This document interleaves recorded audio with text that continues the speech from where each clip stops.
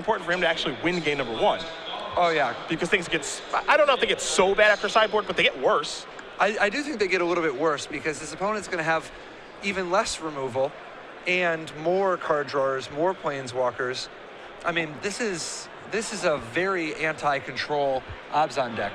You know, I didn't even realize until, you know, looking at it more closely now, Sean McLaren was committed to not losing to control. Something that he's very used to playing, mind you. Polluted Delta will be how Davis starts things off. We'll see what land number 2 will be here in just a moment. Looks like it'll be a Temple of Enlightenment, so it's time for him to scry. You saw Jessup scry himself with a Temple of Silence. So we'll see where Jim wants to put this card as we do move into the early stages of our semifinals here. Not a bad little 5 for Jim Davis. You know, if you're going to be this short on resources, at least he's got enough mana. Yep. He's got some looks at a little bit of manipulation. He does have a few chances, like End Hostilities can catch you up a lot, dig through time. But unfortunately for him, Jessup's build is not particularly vulnerable to the usual things like Elspeth and End Hostilities. It has much more of a Planeswalker focus and has some big trumps like Nissa and Dune Blast and extra Utter Ends. Saw Temple of Malady last turn from Jessup. He kept the top card on top. We talked about Divination being a card that Davis would need to find and maybe undo this mulligan to 5. Well, he does have one in his hand. He's cracking both of his fetch lands and going down to 18 in the process. Looks like he's going to get 2 islands out of his deck, but he'll be able to draw 2 cards with Divination, and at least that's step 1, I would say. Yeah, it's interesting playing with Polluted Delta in a straight blue-white deck. He just wants to power up those 3 dig-through times. There is Divination. 2 cards coming here for Davis. We'll be heading back Jessup's way now. Jessup will draw a card. It's a copy of Sorin, Solemn Visitor. He left that on top with that scry land. He'll pass the turn back. We'll be going Davis's way. Davis will untap his 3 lands. You see End Hostilities over there. He'll draw a copy of Disdainful Stroke. That's a big one against these Abzan decks. Oh, yeah.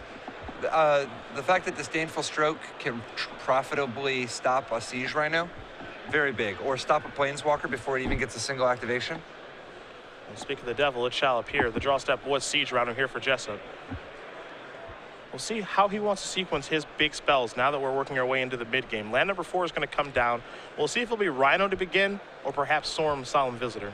That's interesting. It looked like he might have had an Abzan Charm in his hand, but a lot of players play the Abzan Charm on turn 3 to draw 2 cards because on turn 4 they're going to play a 4-drop and then they'll end up back at 7 cards again. But it looks like it might actually just be a second Siege Rhino is the multicolor card we saw. Here's a Sorin, and that's going to get countered by Disdainful Stroke. Now, do you prefer in that situation leading out with a Planeswalker or the Rhino? Well, a lot of Planeswalkers are going to be very effective against blue-white control. However, in this matchup, I like Siege Rhino a little bit more than Sorin. I think that the extra damage, the extra pressure that Siege Rhino puts on them is worth quite a bit. You can actually afford to get hit from a Sorin for a little bit without it being the end of the world. Plus, Sorin is actually a little bit vulnerable to things like Last Breath that Siege Rhino is not. So I actually kind of like leading with the Sorin just because of the lack of pressure.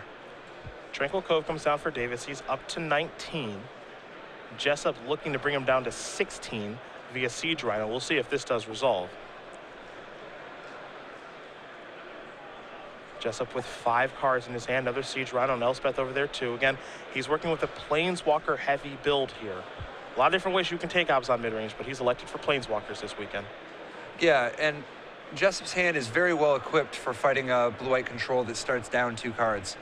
Now that Divination undid a lot of that, but at the end of the day, Jessup is just going to keep playing bombs.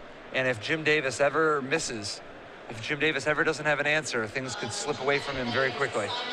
Davis going to sacrifice his Flooded Strand, go dig an island out of his deck. So you see he does have 2 white sources of mana. Could have searched for a 3rd, but elected not to.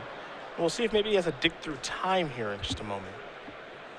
And it looks like he does. So wow. The powerful Delve rare from Concertar here being cast here. Davis looking to get back into this game. I mean, this is huge. This is huge for Jim Davis. This is exactly what he was hoping to put together.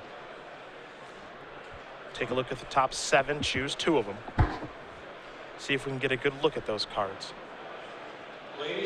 Devouring Light among them. Jim will consult the cards that he actually has in his hand right now. And figure out what 2 cards to take, which 5 to put to the bottom before we move to his 6th turn of the game. Got a feeling we're going to be seeing this card for the next 2 years. Oh yeah, Dig Through Time is, and that's just where a huge amount of the blue power is in Standard right now, is in Treasure Cruise and Dig Through Time. So many of the other blue cards are so mediocre. I mean, Dissolve is decent, but a lot of the good blue cards right now, or a lot of the blue cards at all, are getting their value from being in the same color as Treasure Cruise or Dig Through Time. Dig Through Time done resolving. Davis will untap those 5 lands. He'll draw a card. Tranquil Cove is what he's picked up for the turn. We know he has an Elspeth over there. Curious to see if he has any plans on deploying it this turn or not. There is the Tranquil Cove. I wonder what the world would have been like if Treasure Cruise cost 6 blue, and Dig Through Time costs 5 blue. Just to add 1 extra mana symbol to each without necessarily upping the cost. Because in Standard, it doesn't really matter, and they're not breaking anything in Standard. Okay. But in Modern and Legacy and Vintage, Treasure Cruise would cost 2 instead of 1, and Dig Through Time would cost 3 instead of 2. That's a very interesting question, actually. Treasure Cruise costing 1. Maybe a misstep there. One could argue. Here's Nurboard. This is another Rhino. Davis quickly reaching towards his hand. Perhaps he has a disdainful stroke. He actually has a Nullify. It'll work just the same. The board is clear. Davis untapping with 6 land. This is exactly where he wants to be. Keep in mind, he mulliganed to 5 this game. He's doing pretty well for himself. Oh, absolutely. He's a favorite here. One of the things that's so tough is if you walk face first into the blue-white control deck, they'll counter your thing, counter your thing, counter your thing, and then draw extra cards. Dig Through Time, putting him so far ahead. He could actually even often dig through time and counter your thing in the same turn. That's why it's super, super important to control the pacing of the play against these blue-white and blue-black control decks. If they have cards in their hand, and you have cards in your hand, but you don't have a full grip, sometimes you just want to wait. Wait, build up your hand a little bit. Wait till you have 8 cards that are all good, and your opponent will never have more than 7 cards in his hand. He won't even be able to cast his card drawers because his hand is full. And then eventually, when you have 8 cards, you can go Thoughtseize, start the party, and get ahead of him. See what he has, figure out how to time all your plays so that you can get through what you want. Temple Enlightenment will put the top card to the bottom there for Davis. Jessup waiting patiently to see what Jim's going to deploy this turn. Looks like Jim had some interest in maybe casting Elspeth. Perhaps he just wants to leave mana available, and he will. Not willing to tap out just yet to play the powerful Planeswalker, as Jessup draws a copy of Caves of Koilos, as he does have a copy of Read the Bones in his hand, too. That one's a very powerful card in this matchup. Dude, I love Sean McLaren's list here. This is so great. Just seeing McLaren's list makes me want to play this format even more.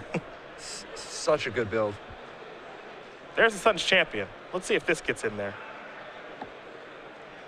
Dig Through Time in Davis's hand right now. Looks like he'll be casting it. Oh, he's going to respond. Maybe find a counterspell to counter this Elspeth if all goes well. Disdainful Stroke may be the card that he's looking for here. So he'll take a look at the top 7 again. And he'll select 2 out of those 7 cards. We'll see if he finds what he's looking for. Jason's Ingenuity and Last Breath among them. Looks like there are actually 2 copies of Jason's Ingenuity. Not an actual counterspell though, right? Yeah. So he's got a lot of good things going on, but he is behind an Elspeth, which is one of the worst things to be behind, particularly given his lack of Perilous Vault. It doesn't look like he has Banishing Light in that Dig Through Time either. Yep. He's going to have to dig pretty hard and pretty fast. Really, his only way to clean up the tokens is with End Hostilities, and his only way to hit the Elspeth is with Banishing Light. Neither of which, no, he does have an End Hostilities now, so he'll eventually be able to do that, but he's got to solve the Elspeth first. Of course, Elspeth taking up 3 Soldier tokens is going to come into play, and we're going to head back Davis's way. He'll untap all those lands. Currently 7 of them in play, and he will draw. Didn't get a great look at what he picked up. Actually looks like it may have been Vanishing Light, yeah. Wow. Ask and I shall receive. It's timely. In a perfect world, Jim may be able to play an 8th land here, cast a Banishing Light, leave up Jason's Ingenuity, but I don't think he has that 8th source of mana right now. Timely right now would be timely reinforcements.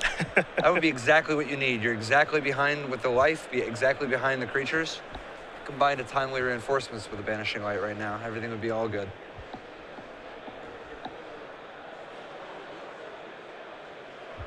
Davis, a very methodical player, trying to figure out if he'd like to maybe cast Jason's Ingenuity right now before playing Banishing Light. He's got a lot of great options. The question is, what order? Yeah. You know, there's always that situation, too, where it's so easy to just say, you know what, do I take the risk in playing Jason's Ingenuity to try to draw into a land to play Banishing Light, or do I just, you know what, I'll just play Banishing Light. That's it. As a control player, the dice. Yeah, as a control player, how do you make that decision? I think part of it is, what is the risk here? What is the like, you can figure out what are the odds of missing, and if you do miss, what does that world look like? And Jim basically has enough 2-mana plays that are quite good that he said, you know what, I'm willing to risk it. I'm willing to end up wasting my turn doing something like just having a counter spell for his next play. Well, he did miss. He did not find the land that he was looking for to play Banishing Light as well, and now Danny Jessup has drawn a copy of Thoughtseize. Definitely a great draw. The fact that he also has a backup Elspeth and a Read the Bones, he can lead with Thoughtseize, see where Jim is laying, and then set up Read the Bones. He decides he wants to do it in the other order. But this is effectively giving him more resources to work with, so that when Jim eventually does get rid of this Elspeth, Danny, you'll be able to pounce on him. Siege Rhino and Hero's Downfall were the cards that he looked at with the Scry. Put one on top, one on the bottom.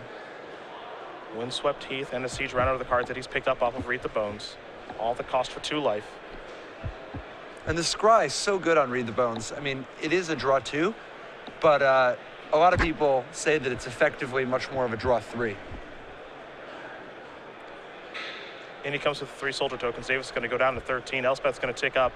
3 more soldier tokens incoming. See if Jessup has any interest in casting Thoughtseize this turn or not. He might just be content with saying, you know what, you have to beat what I have on the board right now, and I'm not going to do anything else.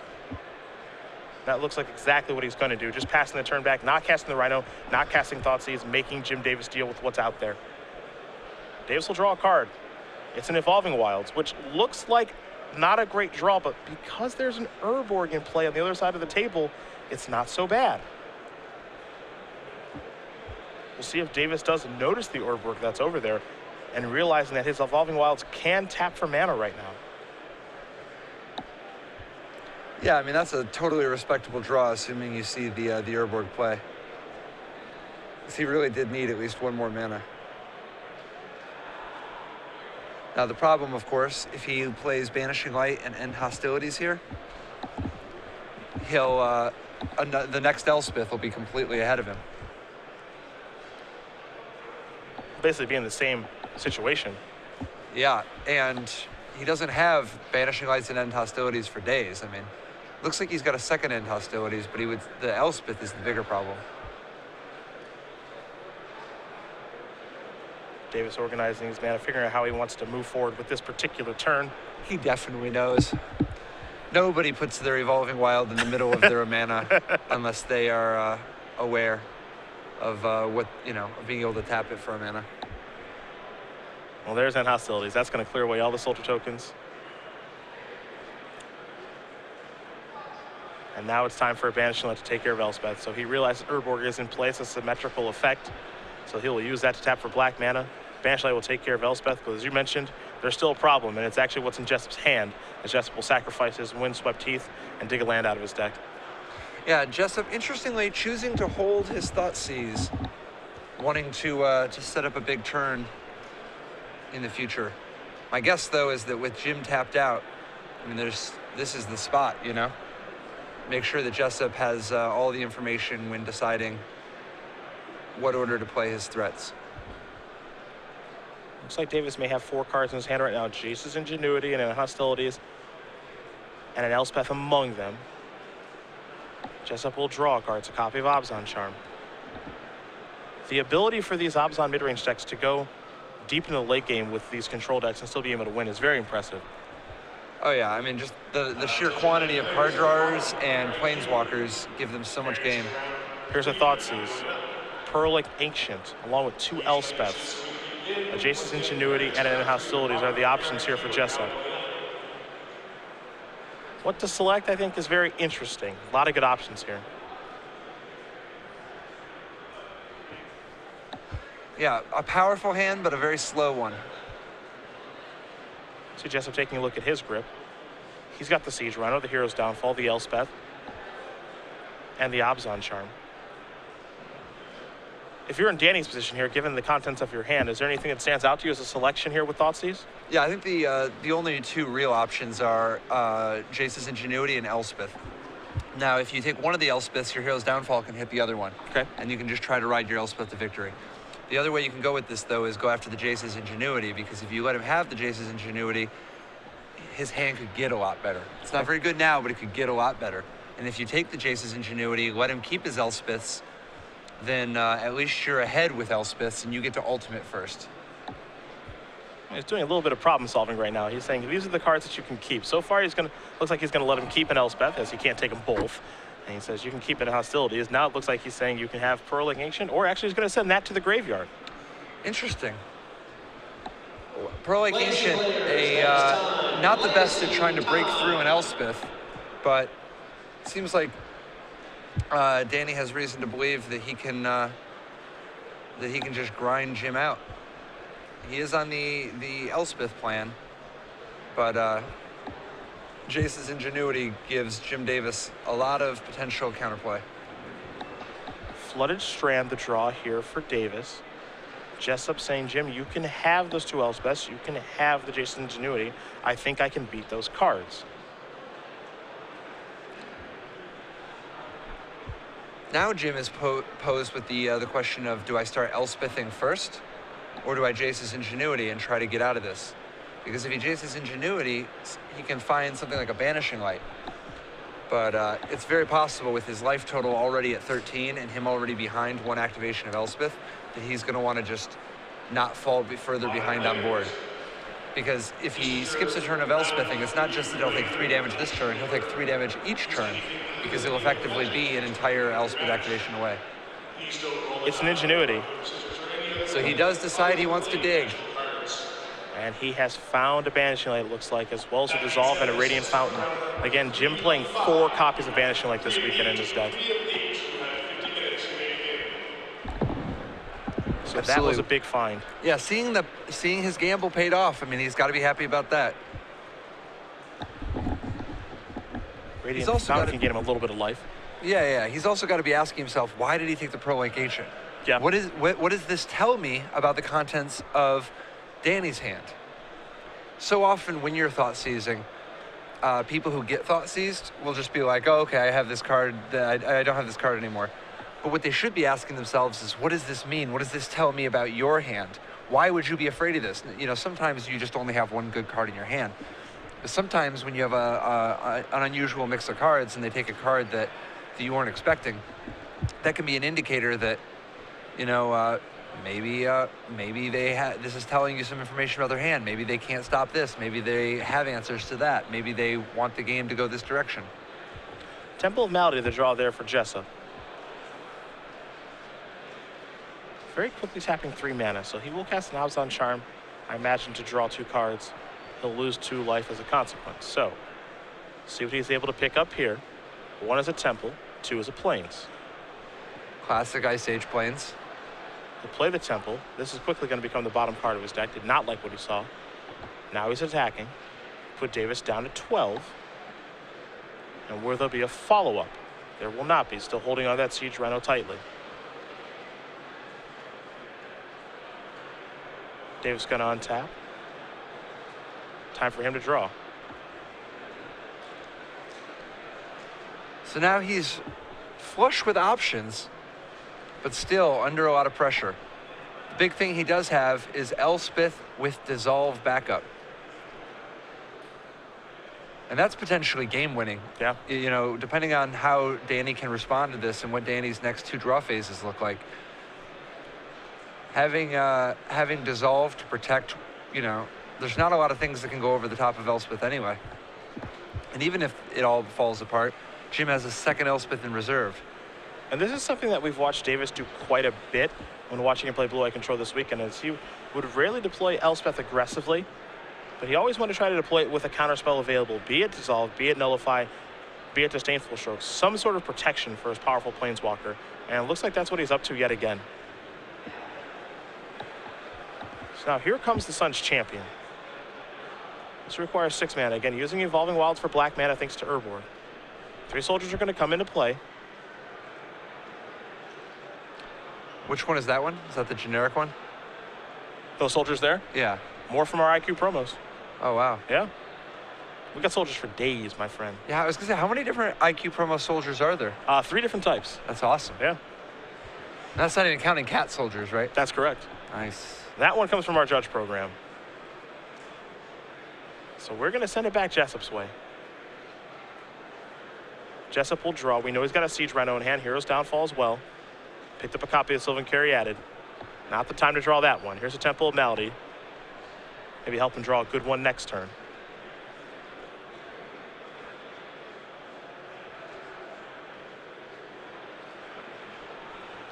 Giving this one a long look over. And this is part of the risk of giving Jim his Jace's ingenuity. At the time, you knew what he was working with, but now he has access to a lot more cards, which in this case includes counter magic.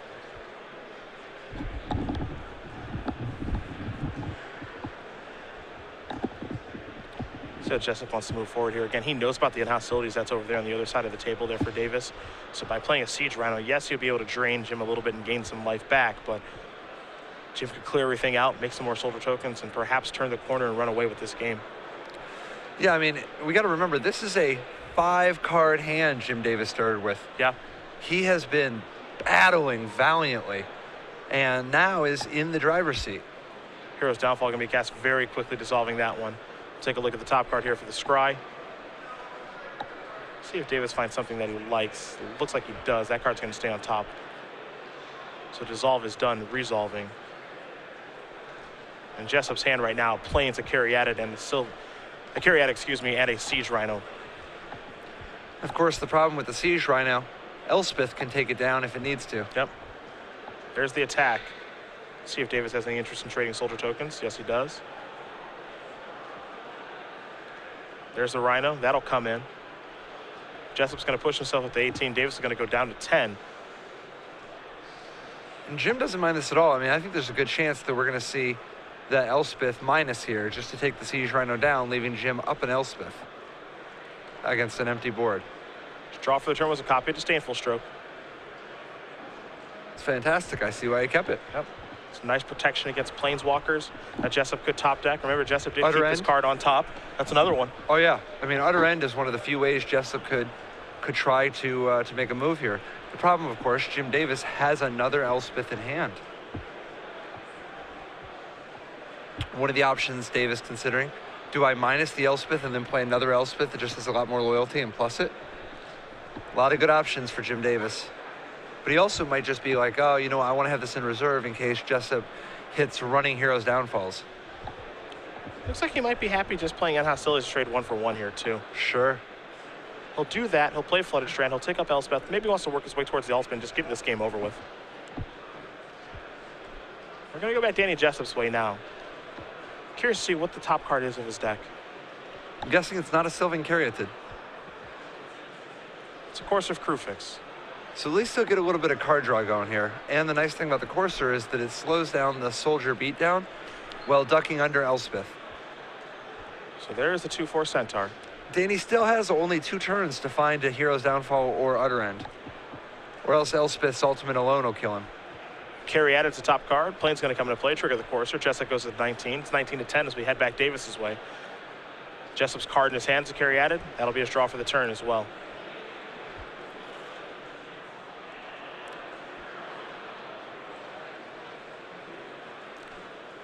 Jim Davis methodically assembling an amount of advantages that is close to insurmountable in the standard format. Jim's going to sacrifice his Flooded Strand and his Evolving Wilds to get 2 lands out of his deck. And remember, this was a mulligan to 5 by Jim, as you mentioned. It's a pretty impressive comeback here. And I felt that game 1 was very important for him to win because things get so tough after sideboard. More Read the Bones and some nice options coming in here for Jessup. Looks like only 1 land to search out for Jim. Oh, no, he did get 2. Did he get 2? Yeah, he put 1 into play tapped for Evolving Wild and 1 untapped for Flooded Strand. Got it. Thank you.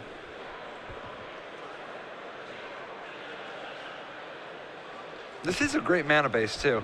I mean, a lot of 3-color decks have so much advantage that they gain from all the temples that they play. But Jim Davis really is working his 2-color mana base, gaining extra life from 8 of his lands. A lot of thinning, a lot of filling his graveyard so his dig-through times are cheaper. A lot of basics so that he has all his colors without taking any damage. Devouring Light was the draw for the turn. So 6 total soldier tokens in play right now. He'll attack with 3 of them. Wouldn't be surprised to see Jessup make a block here so that Jim can use Devouring Light aggressively to get that course off the table, but he won't. 3 damage will come across.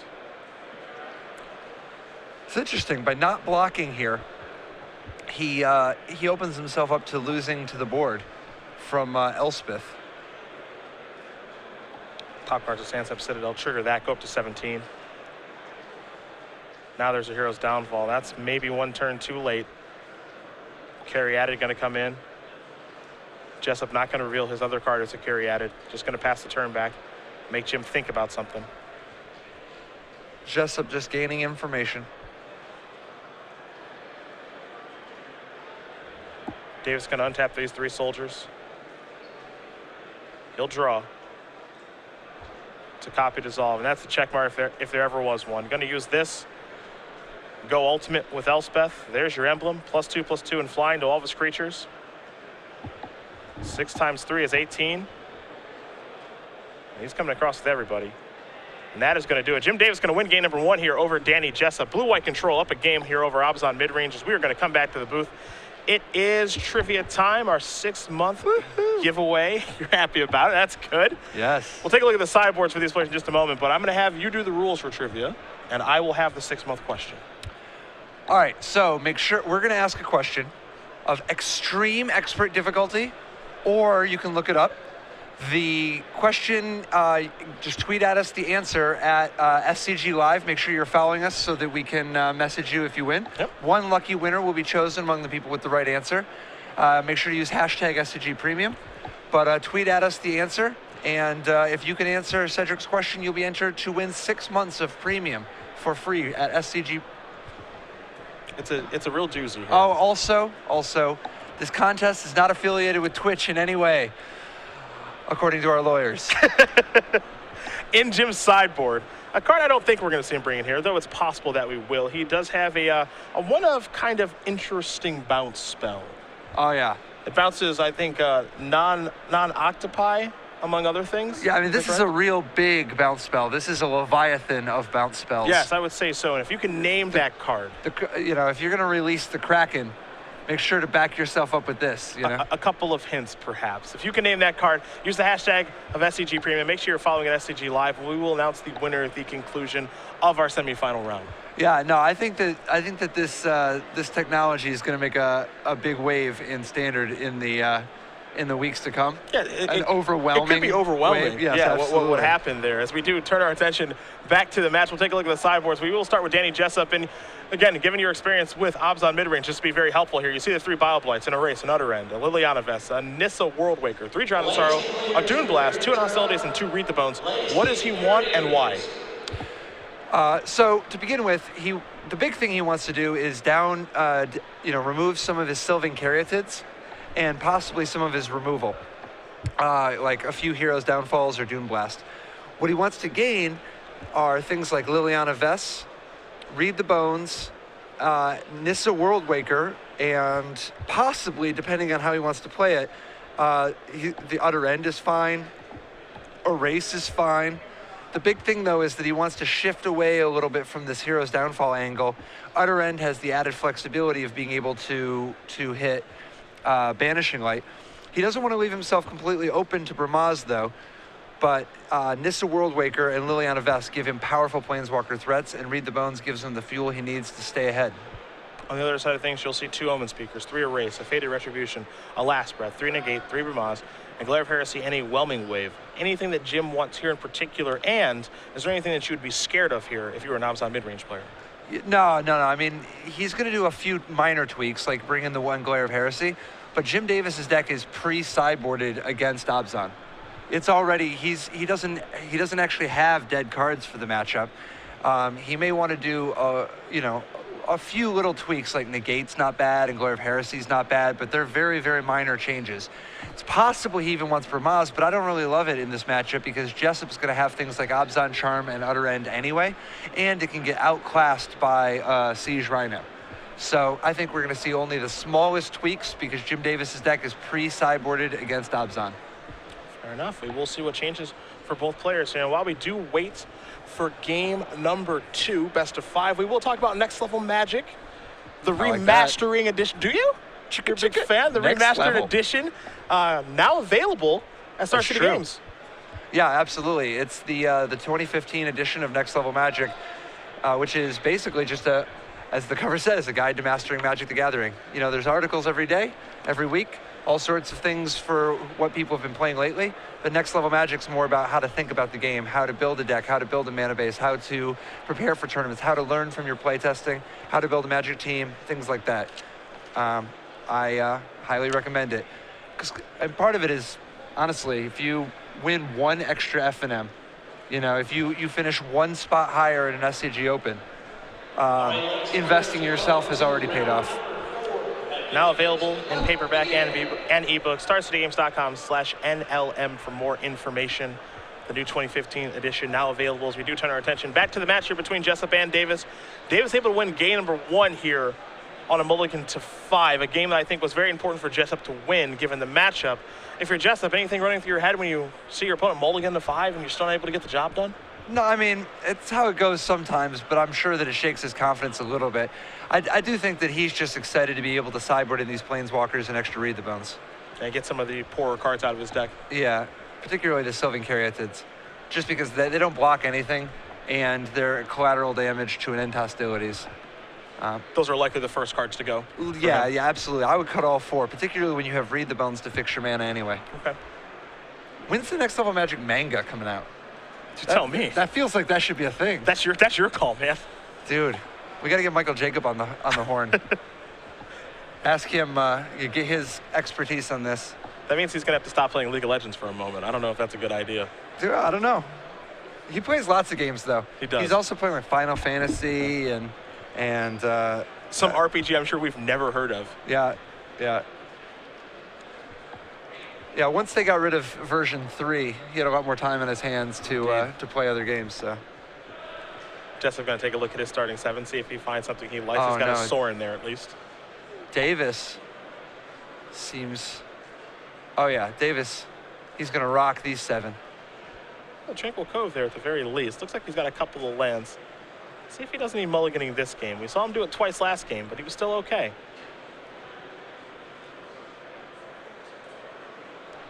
Jim Davis, definitely a thinking man's deck. Yep. It was a bold choice this weekend. And this was a deck that was not really on anyone's radar coming in. You saw Abzan Reanimator do very well at the Open Series Important last weekend. We saw Sultai Reanimator win Worlds in the hands of Shahar Shenhar. Abzan Midrange by you and Sean McLaren at the World Championships as well. So this was not something I think people expected coming in. Don't know the experience level of players playing against blue-white control. Maybe Davis has been able to take advantage of that as he starts off with a Temple. Yeah, I think Jessup here is, he's a little bit out of his element. And obviously, Jim Davis has played against Abzan a ton. That's why you play a deck like this. Danny Jessup, though, having to learn on the fly. However, I feel like he learned a lot from the last match, or from the last game. And yeah, we see already he's starting off with Read the Bones on turn 3. He's going to be looking for Planeswalkers primarily. It's a great way to start things off. We'll see if Davis does have some sort of counter spell for this card. You have to imagine negates are in his deck after sideboard. So yeah, and that's part of what I like. I mean, he's got the negate. I think you got to do it. Part of what I like about negate here is that it does stop most of the big trumps, but it also stops things like Read the Bones and Abzan Charm, which could cause you to slip behind. The negates in his deck are almost overloaded. this point, he's got so many cards he wants to counter with them. Yeah, but he decides, you know what? I'm gonna let you do your little read the bones action, save the negate, pick his battle. Thoughtseize was a big find off of this scry. He also found a plains too. So if he needs lands, he's got one. If he wants Thoughtseize, he's got that too. He keeps them both. And we are moving forward over to Davis's turn. Davis draws a copy of Bramaz, King of Oreskos. So it looks like Jim Davis did decide he wants to switch it on him a little bit. And the matches that we've watched Jim play blue-white control, we've actually seen him board in Bramaz every single time. So perhaps his expectation is that people will board out removal against him and he can flip the switch. Yep. Interesting in a matchup like this where things like Utter End and Abzan Charm kill Bramaz incidentally. Tranquil Cove going to come in. Trigger up to 21. We'll pass the turn back over to Jessup. Jessup will draw. It's a copy of Urborg. Jessup with a lot of great options. Are we going to see a Thoughtseize to start it off? He's got access to Hero's Downfall, Read the Bones. One thing I like about Jessup's deck is just how streamlined it is after sideboard. He decides to pass. Yeah, given that he has a Sorin in his hand right now, I think his plan next turn is to play a land, Thoughtseize you, and then try to resolve Sorin after that. Interesting. He'll draw a card. It's another copy of Read the Bones. Yeah, obviously the other side being that if you Thoughtseize, you can Read the Bones that same turn and still have a full 7-card hand and have saved yourself 4 mana. Thoughtseize is going to get hit by a negate. And of course now Jim has access to 2 counterspells in the same turn. This could so end the up hurting Sorin him. doesn't produce anything. Yep. That trades with a sameful stroke. Davis has to be happy about that exchange of cards. Definitely. Davis will draw a card. It's a copy of Dissolve now. This is a Radiant Fountain. He's up to 23. And just pass the turn back over to Jessup. Jessup will draw. Copy of Courser of Crufix. The ability to cast 2 spells in 1 turn is still there for Jessup. Courser can be 1. Land plus Read the Bones could be the other if things do shake out that way. He'll do it in reverse order. He'll start with Read the Bones. That's going to resolve. So Jessup's going to go down to 16. He'll scry 2, and then he'll peel 2. Sorin is 1. Thoughtseize is the other card he's looking at. Hard to pass up on the Thoughtseize in this situation. Yeah, for sure. I mean, there's no question. Thoughtseize is exactly what he wants. 2 cards coming. Courser's 1. Thoughtseize is the 2nd. So didn't find the 6th land to be able to play Courser in the same turn. And it's tricky here because, like, well, it may be tempting to wait. He wisely fires off the Thoughtseize, realizing, wow, if he has Dig Through Time, this is the last chance. This is the last chance to dig through time before it's too late. There's Dissolve. That'll take care of Thoughtseize. A little Scry 1 action here for Davis. That top card stays on top very quickly. Davis will untap. We'll see what he kept on top here in just a moment. It was a copy of Negate, so more counter magic here for Jim. Radiant Fountain can be land number 6 if you'd like it to be. He's also got the possibility of dropping Bramaz with Negate backup if he is so inclined. There's the Fountain. He looks to be inclined. There's the King of Oreskos, pass the turn back. Jessup going to draw a card. It's a copy of Erase. I wonder, is there any chance Jim Davis took his Banishing Lights out of his deck? I think it's very possible. But then you're just dead to a Planeswalker. Well, you're not great against it then. It's very. He's got 4 of those. So risky. But you know your opponent has answers to the Banishing Lights. So how much worse do they become? Yeah. The Bones. This is the 3rd one of the game. Jessup's going to go down to 14. This is a very dangerous play with that Bramaz looking back at him. 2 lands have been found there for Jessup, Llanowar Waste and Windswept Heath. He'll keep 1. And Llanowar Waste. Windswept Heath will go to the bottom. 2 cards coming. Only found a Heath anyway. It's interesting. When you have Urborg in play, often you'd want the Windswept Heath, but I guess he's looking specifically for non-special lands. Yeah, perhaps something else is there's a Courser. See if this does resolve. Looks like it will. Top card's a copy of Abzan Charm. Drawing cards is very easy for Jessup to do. So he'll pass the turn back.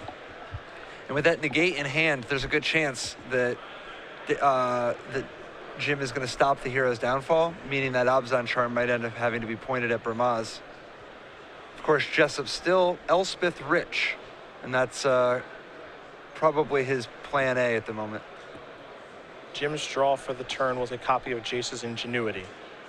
That's huge for Jim, because while he's had a lot of good one-for-one answers this game, he's behind on cards. All these read the bones, they're all adding up. Jace's Ingenuity is going to go a very long way towards giving Jim enough resources to actually try to keep up. He'll play a Divination right now. Yeah, I like this play. Starting with a Divination, build his mana a little bit more, set up so that you can Ingenuity it next turn, but keep a counterspell up. Looked like he may have picked up a copy of Banishing Light, so that question may have been answered here.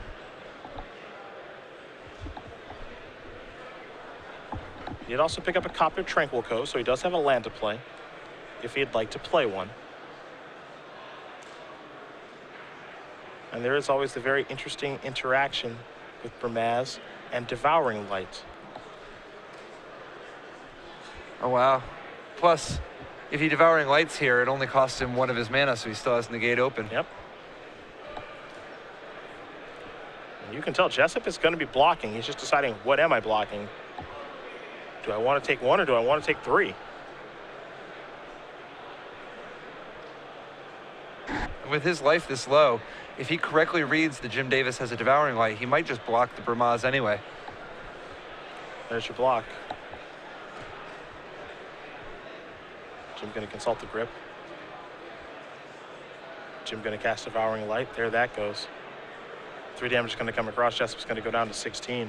There's a Tranquil Cove. Davis goes up a little bit higher. And Negate at the ready.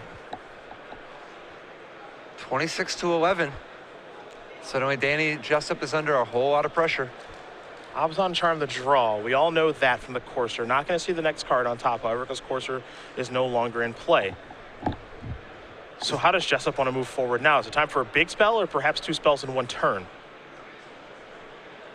With your life this low, it seems like it's super greedy to go for the big Elspeth Haymaker. But if you lead out with the Hero's Downfall and Abzan Charm, potentially the Courser and a Hero's Downfall, at least you can slow the bleeding a little bit, maybe draw out some of Davis's action before trying to play your Haymaker.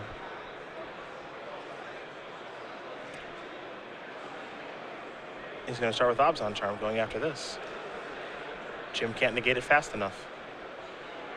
So that's taken care of. There's your fetch land.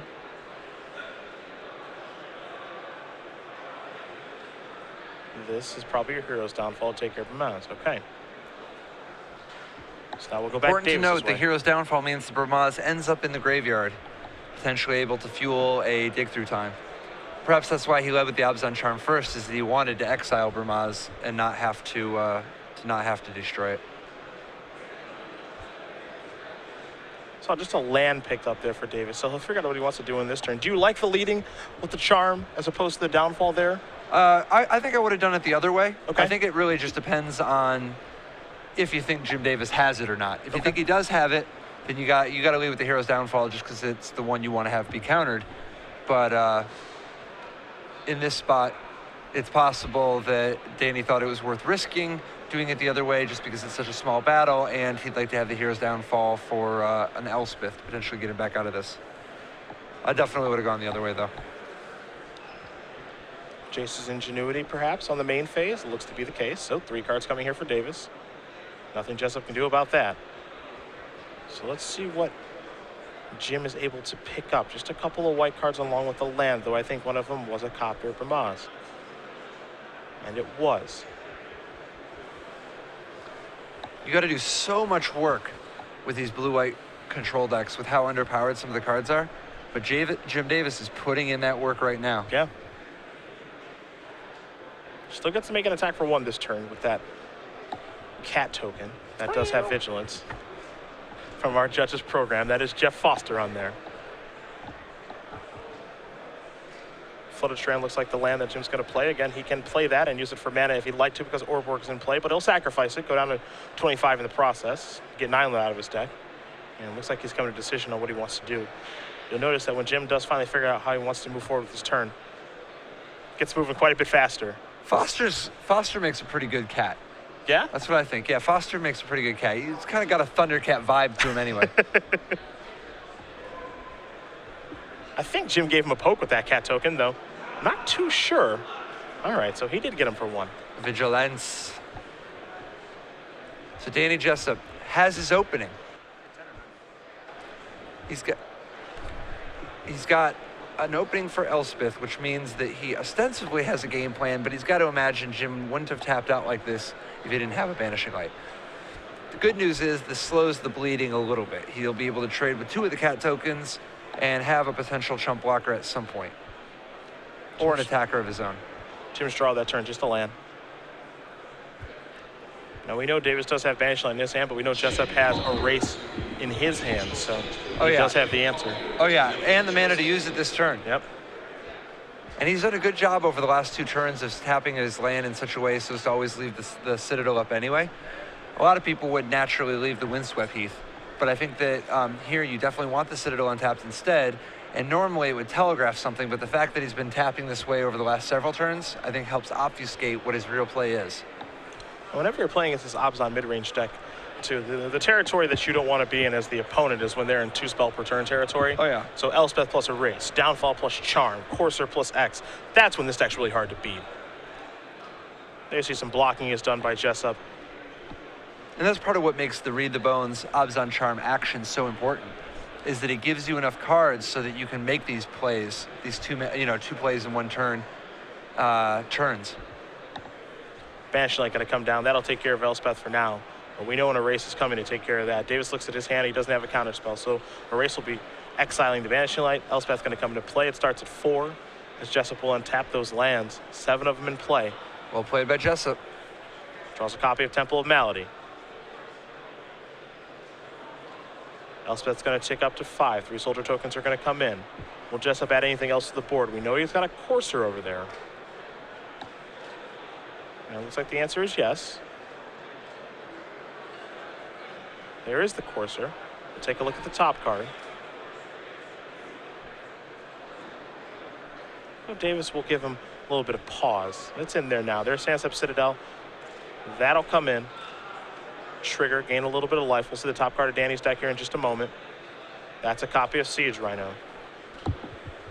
And this just shows the ability of this Abzan mid-range deck to work its way into the later stages of the game and be able to beat a deck that wants to work its way into the later stages of the game in blue-white control. Yeah, absolutely. I mean, we're seeing the power of Read the Bones right here. Yeah. If Jim Davis can't find a dig through time fast, he will be finished. Evolving Wilds is not what the doctor ordered. Clocks are hard. Once again, there are 10 minutes remaining in signups for the Modern Challenge. And in the previous standard season, this is a situation where we just say, well, if he draws Sphinx's Revelation, that's it. It's over.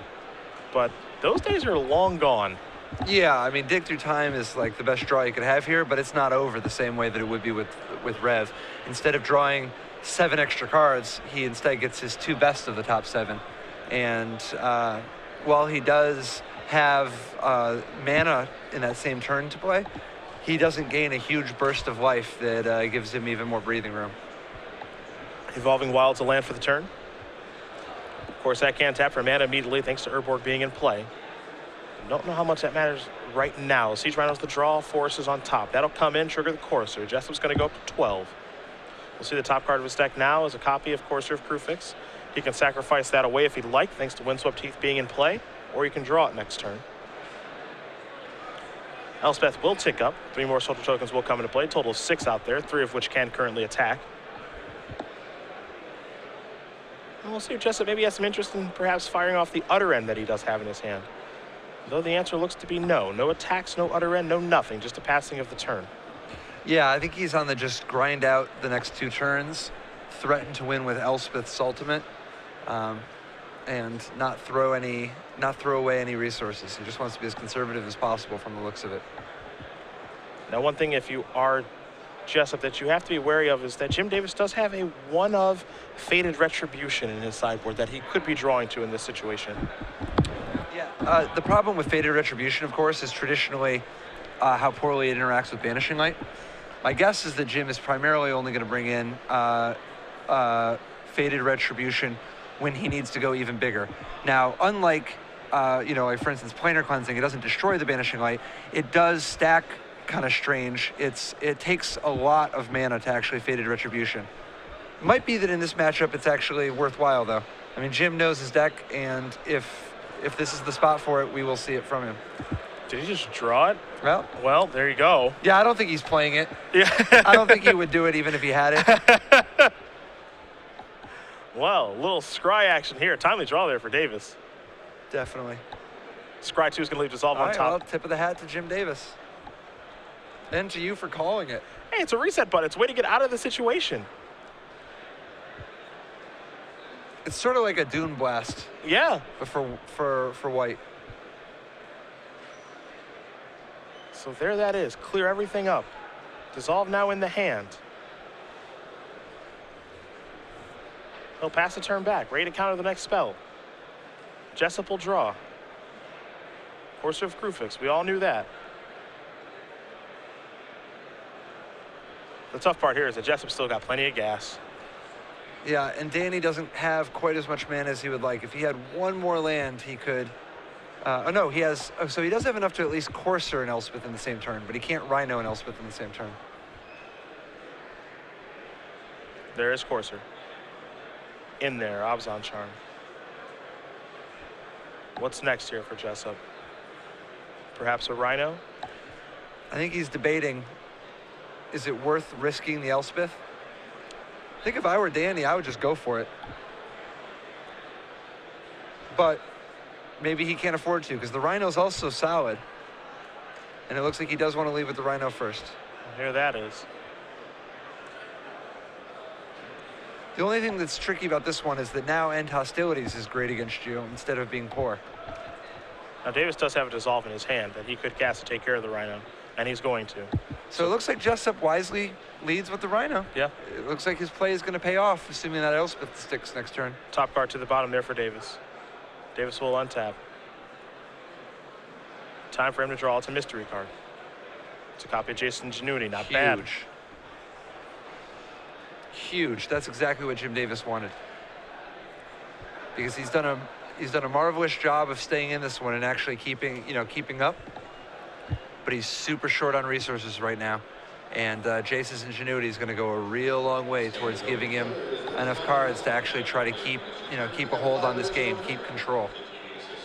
3 cards coming here for Davis. He's been trying to keep up with Jessup all game long in the card economy battle. Let's see what he's able to find now. Oh, wow. There's a dig Dig through among time. us. This is how it snowballs. That's a 2-mana dig through time, too. We know that. And he's gone so far through his deck that there's a very good chance, with 2 more dig through times in his deck, there's a very good chance that he's going to dig into another dig and just start chaining them.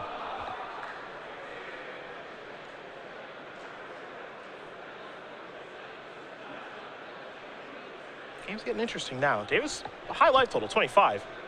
There's rating final. Let's make it 27. Jessup, pretty high, too, sitting at 13.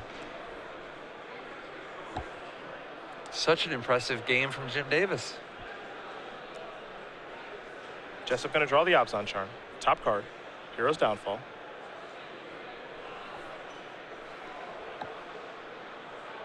And the kind of card that Davis might need to close this game out is his Prolongation. Perhaps that's the one that gets the job done. We'll see. As Jessup's going to sacrifice his Windswept Teeth, does not want to draw the Hero's Downfall, so he'll search up a Plains, and the top card of his deck will be a mystery here in just a second.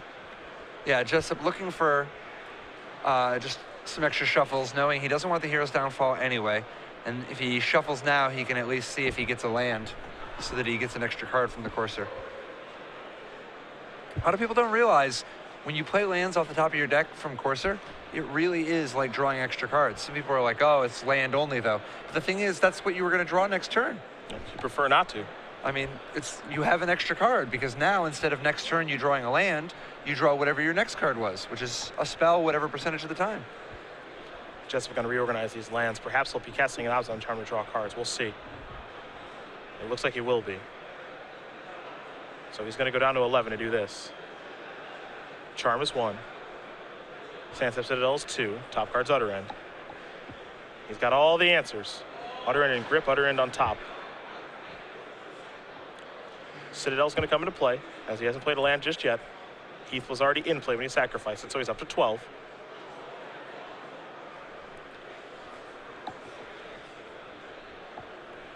And now, of course, is going to come across. Get in its points of damage. Put Davis down 25. The beat's got to stop somewhere, or start somewhere. But does he want to cast Elspeth? Well, That's the big question. It's not going to get better for him, is the thing. 3 mana. Charming again. 2 more cards. He's going to go down to 10. Utter End is 1.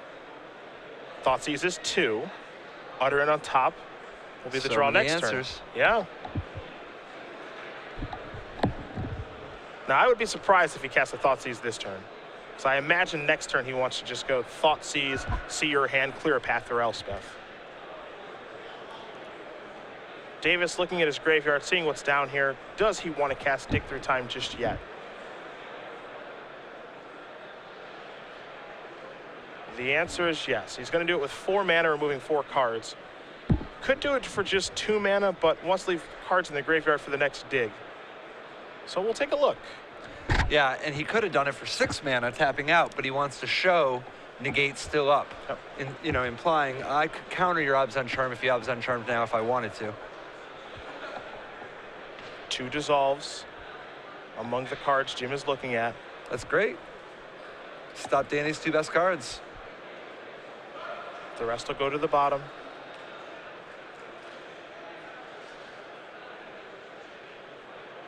Davis going to untap and draw, knowing that there are 2 Utter Ends over there, knowing that the opponent has a Thoughtseize.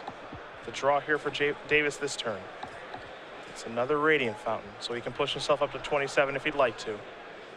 The big question here for Jim Davis is how does he go about winning the game? Yeah, the card advantage he's putting together, combined with his cheap counter spells, are giving him some amount of control over the game.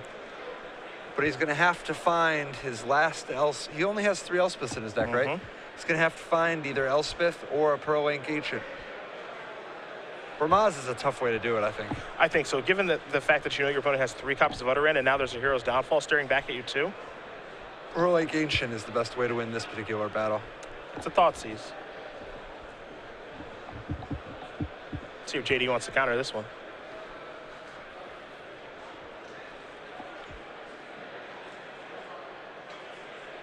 Again, Jessup's hand right now. 3 copies of Utter End and an Elspeth. So he's trying to clear a path for that Elspeth. We know that Davis has 2 dissolves in hand, so he'll use 1.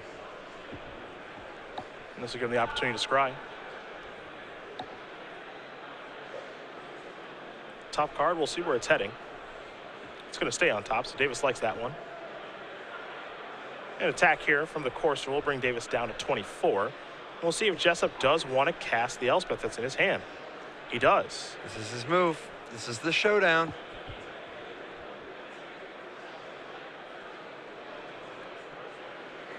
And Davis knows the top card of his deck, so that may influence the decision, but he will just cast Dissolve yet again. So Elspeth is taken care of. Davis doesn't even reach for the deck, so he's still happy with the top card of it. You see Jess is going to take a look at the graveyard, see exactly what's over there. How many of X cards do you have left? As Danny will pass the turn back with 3 Utter Ends in his hand. Davis draws a copy of Glare of Heresy. He will gain a little bit of life. Felt that Glare of Heresy was better than just a random draw, so passing the turn back. Hero's Downfall is what Jessup will pick up for the turn, along with those 3 copies of Utter End. We'll see the top card of his deck here in just a moment. Glare of Heresy, a nice little backup plan, giving him outs to Siege Rhino, an Elspeth if it ever snuck through. It's not like an all-star, but I mean even Sorin, but it is solid. It's at least it's better than drawing a land. Liliana Vest, the top card of the deck now. One of the best cards still in Danny's deck. Of course, you're going to come across. Now Davis will draw a Pearl Lake Ancient. Massive. Now the thing is though, Danny's hand is so long on removal that this is not actually, an immediate threat. Also, Liliana, the interaction between Liliana and Pearl Lake Ancient's interesting. The Pearl Lake Ancient can fill your hand with land so that Liliana's discard ability, not particularly effective.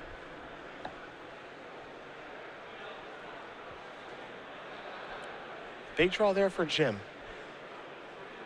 how he uses the Pearl Lake Ancient, that's where things do get interesting.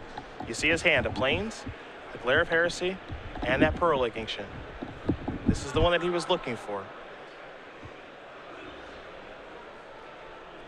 He'll just pass the turn back. Jessup will draw. The Liliana, top card of the deck, is another copy of Hero's Downfall. Oh, wow. If he attacks first, the Pearl Lake Ancient's going to get value.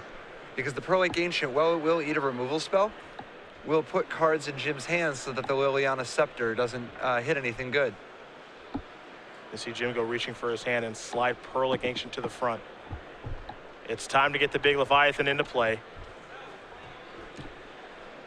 Pearl Lake Ancient does in fact love it when you call him Big Papa. For those not familiar, Pearl Lake Ancient is one of the strong reasons to play Whelming Wave in the sideboard. Oh, wow. Yeah, has the powerful tribal interaction, Pearl Lake Ancient. It returns to the hand for many reasons. Whelming Wave is not one of them. Whelming Wave actually powering up its prowess instead. Hero's Downfall is going to be cast on the Ancient here before it gets the opportunity to block. Davis has already decided what lands he wants to pick up. 2 Radiant Fountains, and it looks like a Tranquil Cove, perhaps a Temple of Enlightenment.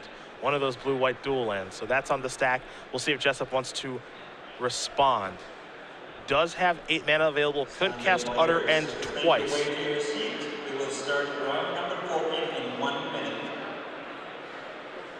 Things have certainly gotten interesting here. Yeah, I mean, most likely you just wait and let the Pearl Lake Ancient go back to the hand. See if he taps and spends his mana again. You know, he doesn't even have the extra 7, so. Jessup just wants to stick this Liliana. He doesn't need a Hero's Downfall next turn. What he needs is to draw the best card in his deck. There's the lily pad. Davis looks at his hand, realizes that's going to resolve. Now, it's possible that Danny may want to just Scepter Jim Davis every turn just to tick up the loyalty and threaten to ultimate Liliana, effectively, effectively taking over the game. Looks like he's got some interest in tutoring, however. Yeah. The question is, what card is he tutoring for? I mean, we're going to find out because it's going to be the top card of his deck from Courser. Yeah, my guess is that it's going to be a Planeswalker, although it's possible that Thoughtseize or Read the Bones are an option. You saw him take a look through his deck. He's got a Nissa, he's got an Elspeth. There's a Siege Runner left in there, but he's kind of running out of gas. Yeah, I mean, he's already played an awful lot of his powerful cards.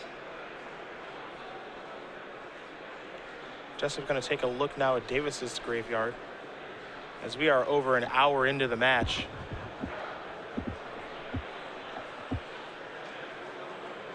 You can turn it face down for now, but Jim is going to see what it is, just like we will in just a moment here, Danny. I think he may have searched up an Elspeth. Standard players. Yep. Welcome to round number 14. You have 15 minutes. Go back Jim's schedule. Elspeth, very effective at overpowering a Pearl Lake Ancient. Jim will draw. The counter spell would be very nice for him right now. Bramaz is actually what he did pick up, though. Though, to be fair, Jim with that Glare of Heresy in hand. So he does have an answer to Elspeth after it does get into play.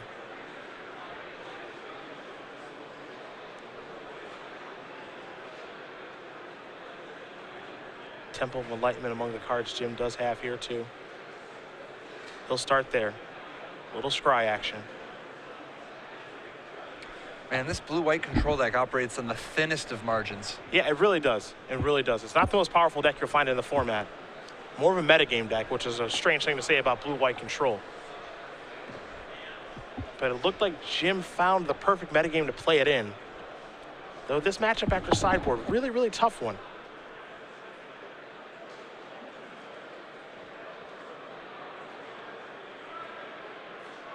Here's 3 mana.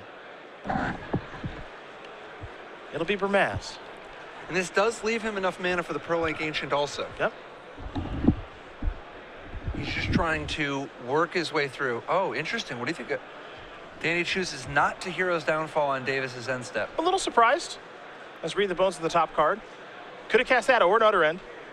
Elected yeah, not he to. did have the mana for Utter End, Yeah. and he had shuffled away the Downfall.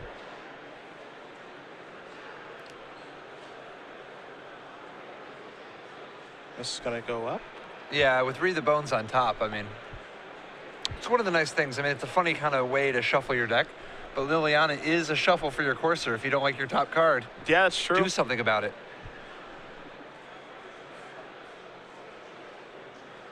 Marcus Leon to the side. 6. Please, Marcus Leon to side. Elspeth. Wow, and that sticks. Now again, Davis does have Glare of Heresy in his hand, so the question is, does he feel as though he can beat the 3 soldier tokens? Well, obviously, we're going to find out in just a bit here, but Jessup's going to pass the turn back with Utter End at the ready. Davis may be considering playing Prolic Ancient now. We'll see. I mean, it's a funny sort of battle, but even though Pro-like Ancient is ostensibly immune to removal spells, you can't always just play it out because you end up without any land in play if they have too many removal spells. He's trying to, he's asking himself, how little mana can I operate on? Especially when he knows the contents of Jessup's hand, as Courser's been giving that information away.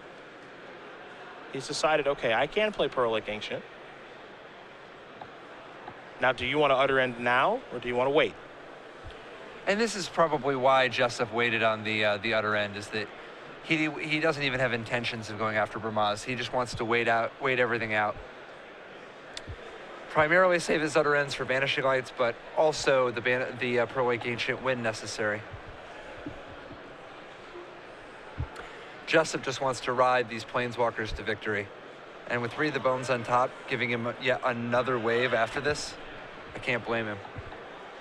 But how many waves does he have left? That's the question. I would say 3. Okay.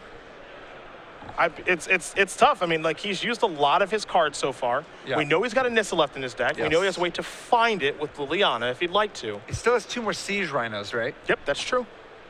And he actually has 2 Nissas still in his deck. Okay. So he's got a little bit, but that is about it. I don't know if decking is a thing that can happen here, but I don't think it's out of the realm of possibility.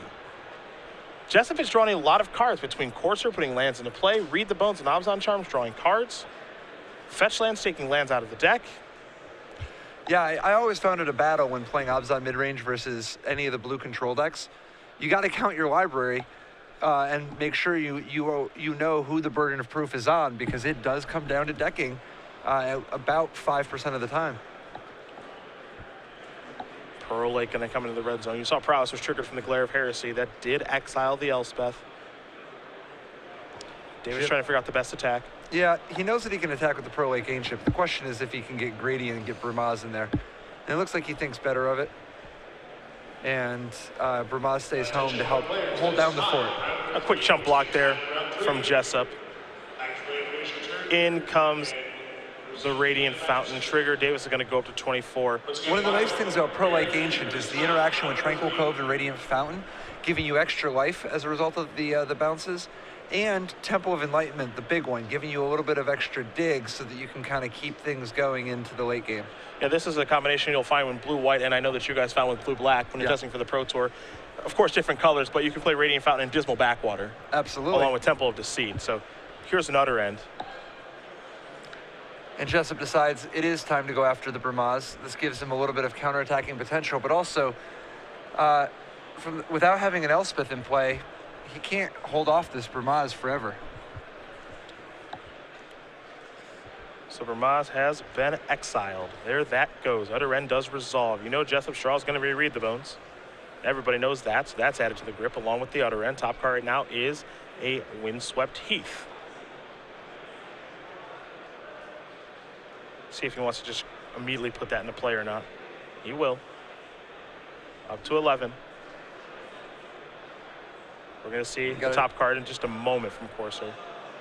There we go, Siege Rhino. And from the looks of it, is definitely Jessup who will be ran out of cards first. Oh yeah, because this blue-white control deck, it's not a rev deck. So Yeah. Dig, even though you see 7 cards, you only get to take 2 of them. The rest go on the bottom of your deck. Yeah, absolutely. I mean, the Flooded Strands, Evolving Wilds, Divinations, and Jace's Ingenuities have just not kept up with how much Jessup's been playing land off of Courser and drawing extra cards with Read the Bones and Abzan Charm. Read the Bone's going to resolve. Jessup going to go down to 9. Siege Rhino's one of those cards. And you see he's asking, okay, do you get to see the 2 cards when Courser's in play? I believe the answer to that question is no. Yeah, what'll happen is that Jessup will look at the top 2 cards. The Siege Rhino is face up. The other card is still face down.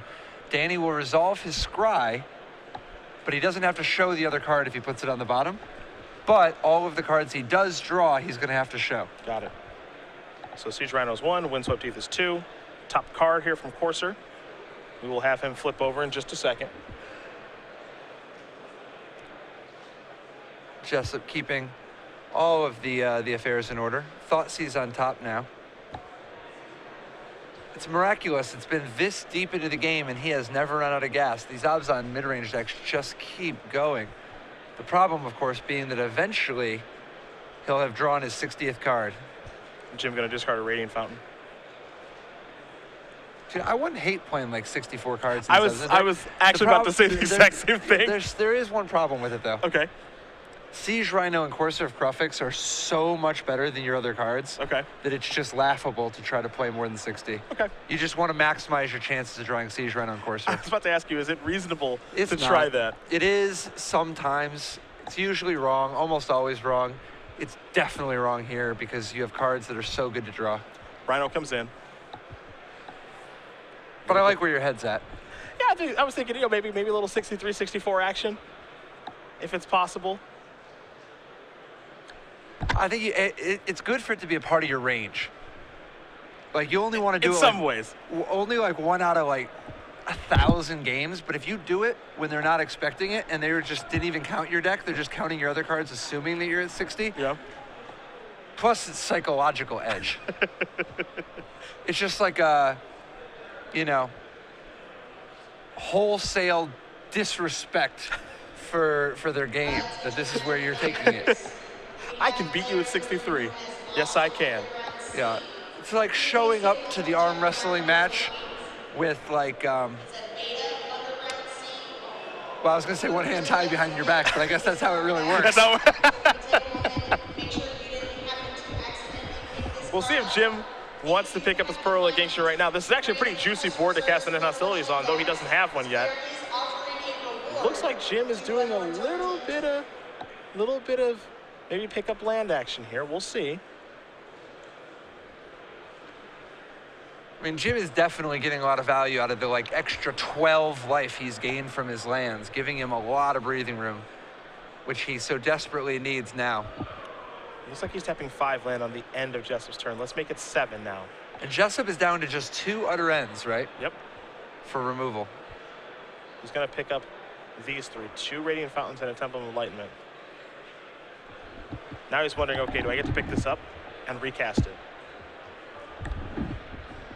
Looks like maybe he's trying to lead Jessup into something. Didn't work there, though, perhaps. Well, here a big part of it is that he wants to get the land back in his hand because he needs to keep the scrying coming, and he needs to keep the extra life flowing from Radiant Fountain. If he would have waited, he would have just had to bounce the Pearl Link Ancient on his own turn, tapping himself out effectively. So definitely like that play from Jim Davis. Now, Davis does have a copy of Elspeth in his hand. Something to keep track of.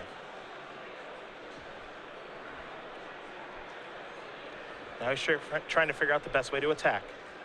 Does need to be careful. Pearl Ancient is a big creature, so if his goal is to minus Elspeth, perhaps to kill the Siege Rhino, he'll have to tread carefully. Yeah, it's more likely that he'll want to just ride Elspeth's token-making ability for a little bit, but its top priority right now is trying to figure out how to punch through to get to that Liliana. He can't just sit there and let Liliana do her thing, particularly with a Thoughtseize on top, which is going to severely limit his options starting next turn. There's a Temple. Take a look at the top card. Didn't get a great look. But I imagine Jim is looking for a card like Get Hostilities right now. I think the best thing he can find is a Dig Through Time, because that's how he starts getting enough momentum. That's how he solves his current problems and starts actually getting ahead again. Oh, he's left his card on top. Oh, that's great. I mean, this game has gone back and forth so many times over the course of the last half hour, 45 minutes. Oh, it is a marathon affair. That is to be sure. Looks like Davis might be casting his Elspeth now. And he is. So the Suns champion has shown up on his side of the table yet again. Jessup's going to take a look at those 2 utter ends in the windswept heath. Elspeth starts on 4. We'll see where the elevator goes. Well, it goes up. That's what elevators were born to do. Yeah, they can go down. Good point. And if he sends this down, he's going to have to pick up that Pearl Lake Ancient. He's rolling. Okay, he's going to go to 5. There are the 3 soldiers. Doesn't look like any attacks to be had. Jessup sliding some mana around, preparing to cast another end, it seems. And he is. The question is what the target's going to be. Got to be Elspeth, right? No. He decides differently. Wild. I can see where he's coming from with this, right? You target that, Jim picks up 3 lands, puts it back in his hand, you thought sees it out of there. Sure. That does solve that problem. Yep. And maybe you go after the Elspeth with just your attack phase. Yeah, or your other end. So this is going to pick that up, yeah. That's true. That's a good point. I like it. So it's time Smart to untap. play. Yeah. Thoughtseize going to be the draw, we know that.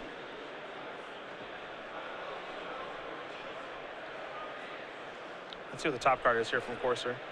Siege Rhino. It is taking just about every trick in Danny Jessup's playbook to win this game. He might have to use his whole deck in this game and the next couple of sideboarded games to get the job done. Leading out with Thoughtseize. A grip full of lands, and Pearl Lake Ancient is going to go to the graveyard very quickly. Jessup knows all the lands that are in hand. And so now,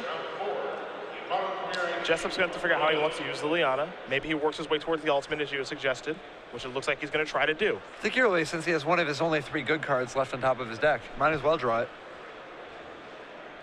So Tranquil Grove gets discarded. Now here's the attack. We'll see how Davis would like to block here. We'll also figure out where the attackers are going. It looks like it went straight to Davis's head, which is smart because he doesn't have enough to kill Elspeth unless he utter ends a token. So instead, he's just going to utter end the Elspeth and get all the damage that he can through. The only thing that's tricky about this is that because of the way he's doing it, Davis, if he wants, could keep his guys and go after Liliana.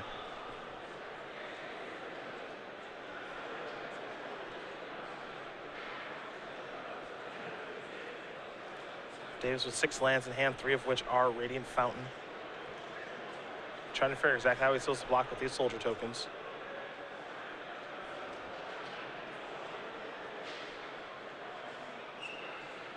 So 2 will go there. Soldier tokens are off the table. He's got 1 left. Some damage will come across from the Rhino and the Courser. Elspeth still out there. You have to imagine, as Jessup does play a land to trigger the Courser, that he's going to take care of that. Other end will get that off the table. He knows the coast is clear. He's already seen his hand from the Thoughtseize earlier in the turn. Jim Davis is a little bemused by the 3rd utter end. Nobody expects the 3rd utter end, you know? Yeah. And you can tell he is definitely amused by this. They look at, you know, you look on one side, you look on the other, and you're like, okay, well, that's both of them. And then they show you the utter end. Yeah. He was taken aback a bit by that. Yeah, oh yeah, he couldn't believe it. He looked through his graveyard. This is 2. This is 2. This is how many you do. This is 2. Yeah. The Stateful. The Stateful strokes the draw. 3. Now keep in mind, he did keep Stroke on top of the deck. There's a Temple. Let's see what this is going to be. Chase's ingenuity. I think that says a lot about the amount of hatred in Sean McLaren's heart. That he would just show up with 3 utter ends. And this is no disrespect to Sean McLaren. He was killing it, and I love his build of Abzan. But that is a hateful, hateful approach to just show up with 3 utter ends and wipe smiles off of faces. Got a hater in the house. Top card here for Jessup is a Temple. Now, you mentioned that there were 2 Rhinos left. He's found them both. Yep. There are 2 Nisses. He still has 2 Nisses. That's it. Okay. I mean, it's possible that he kept a Sorin, that he has another Sorin somewhere, but like, I think there's a good chance that his deck has like 8 cards in it, 7 cards in it, and 2 of them are Nisses, and 5 of them are You know, like some lettuce, slices of tomato, a wrapper. It's the Obzon charm, which doesn't do anything. It doesn't kill anything of Jim's, and it just draws 2 more cards that are air. Yeah. It does give him another look at Nissa. See, he does put it on the bottom. Yep. He's looking for Nissa. Temple of Silence, top card now. Yeah, it just doesn't have any cards to do anything besides Nissa. He's going to cast the Rhino. I think Jim is going to have to counter this. Oh, yeah. I mean, he's so far behind. Yep, there's your counter spell. He's got to do something.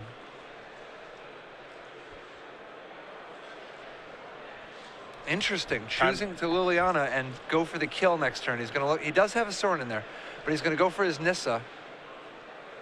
Yep, that's the one. He doesn't have a lot of cards left. Jim has not requested a card count yet, so we won't be asking either. Though if either player does, ask Danny's card count, we'll figure out what it is. Yeah, it looks like right about it. From the looks of it, it was, I'd say, 11 cards plus the Nissa, maybe 12. And half of those cards are air, maybe even a little more. Oh, a lot more than half. Yeah. He's got another Nissa, he's got a Sorin, and not a lot else. Ingenuity was the draw. That's huge. That's what he needs to get back in this, is extra cards, because he's got to come up with a solution to the Corsair Rhino problem, and he's got to come up to a solution for the Nissa on top of Danny's deck, and he still has to come up with a solution to the Liliana in play. There's Jason's Ingenuity, 3 cards coming. Come on, Genie. Grant me 3 wishes. Devouring Light, Elspeth, and Divination. Wow. So the Elspeth can make 3 blockers, one of which blocks the Corsair, and the 3 tokens can tap to cast Devouring Light, which kills the Nissa land token. Now the problem here, Does he not have 6? does not have 6. He's got 3, and he can play Raining Fountain to make it 4. But we got to remember, he picked up so many lands, some Pearl Linking shit, Yep. that he doesn't have a ton of lands in play right now. I think he might play a Fountain here just because he needs to keep his head above water. Yeah, I mean, he's facing 10 damage next turn. His token can block 2 of it, but that still puts him at 8. He's going to need this Devouring Light, which will put him at 4, and then next turn he actually have a little bit of time. And the one thing to keep in mind about those Nissa lands is that they do have Trample. Absolutely, just like the Rhino. Yep. Though I am a touch curious if Danny is willing, after Jason's Ingenuity has been cast, to just slam Nissa out there. You can't not. See what the top card is, Caves.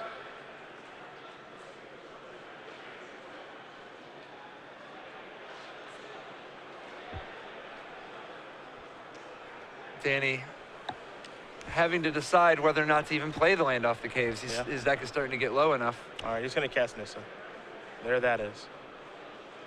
Jim probably hoping he wouldn't. But it starts at 3.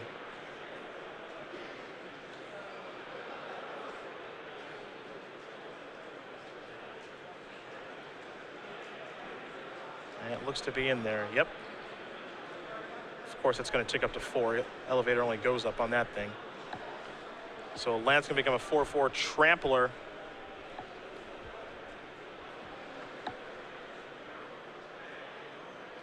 And into the red zone it gets to come.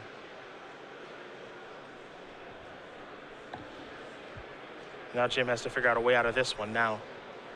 He's got a Devouring Light in his hand, but what does he kill with it? Does he kill anything with it?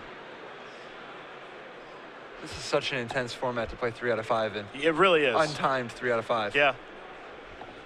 So many decisions. Oh, yeah. Such a great format. These guys are in game number 2.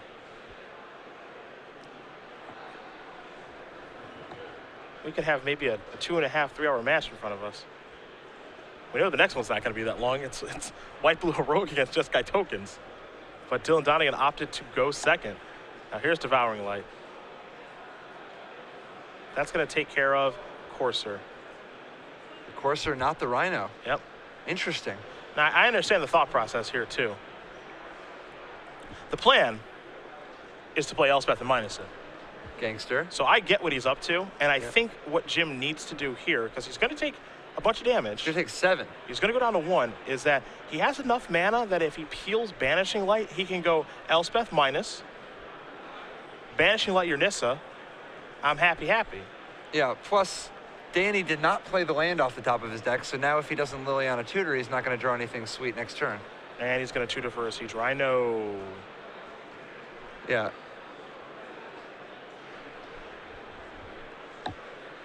Nobody suspects the 5th Siege Rhino. But no, he does have 1 Siege Rhino left, apparently. Yep. And more importantly, Jim doesn't get to see the card that he tutors for. So Davis will good untap. point. Good point. He gets to draw. Yeah. Dig through time. Add insult to injury. Now, I don't know if there's a combination of cards that he can dig into. Yeah, not with this kind of mana. I mean, if he just had a little bit more mana, but he can't sweep the board and stop the Nissa and stop the Rhino on top. Yeah. It's all the different angles of attack. Nissa being a planeswalker, making creatures. Rhino being on top of the deck thanks to Liliana. And the fact that he needs to, as you mentioned, sweep the board, do a bunch of different things all at once. He's going to cast Dig, though. We'll see what he can run into. And again, you understand why he Devouring Light with the 2/4 Courser instead of the big creature. But don't know if that decision ends up being correct here in this instance. He could certainly use 4 more life to play with. 7 cards.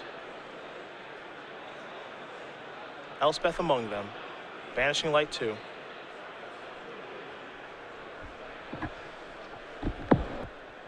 If he somehow just had 4 more life, he might be able to steal this one.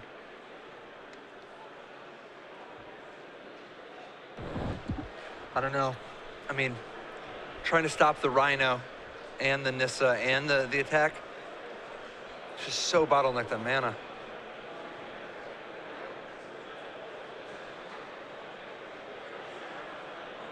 He's just a little too far behind because he's got the cards in his hand now. He's got the resources. He just went too many turns without having anything going.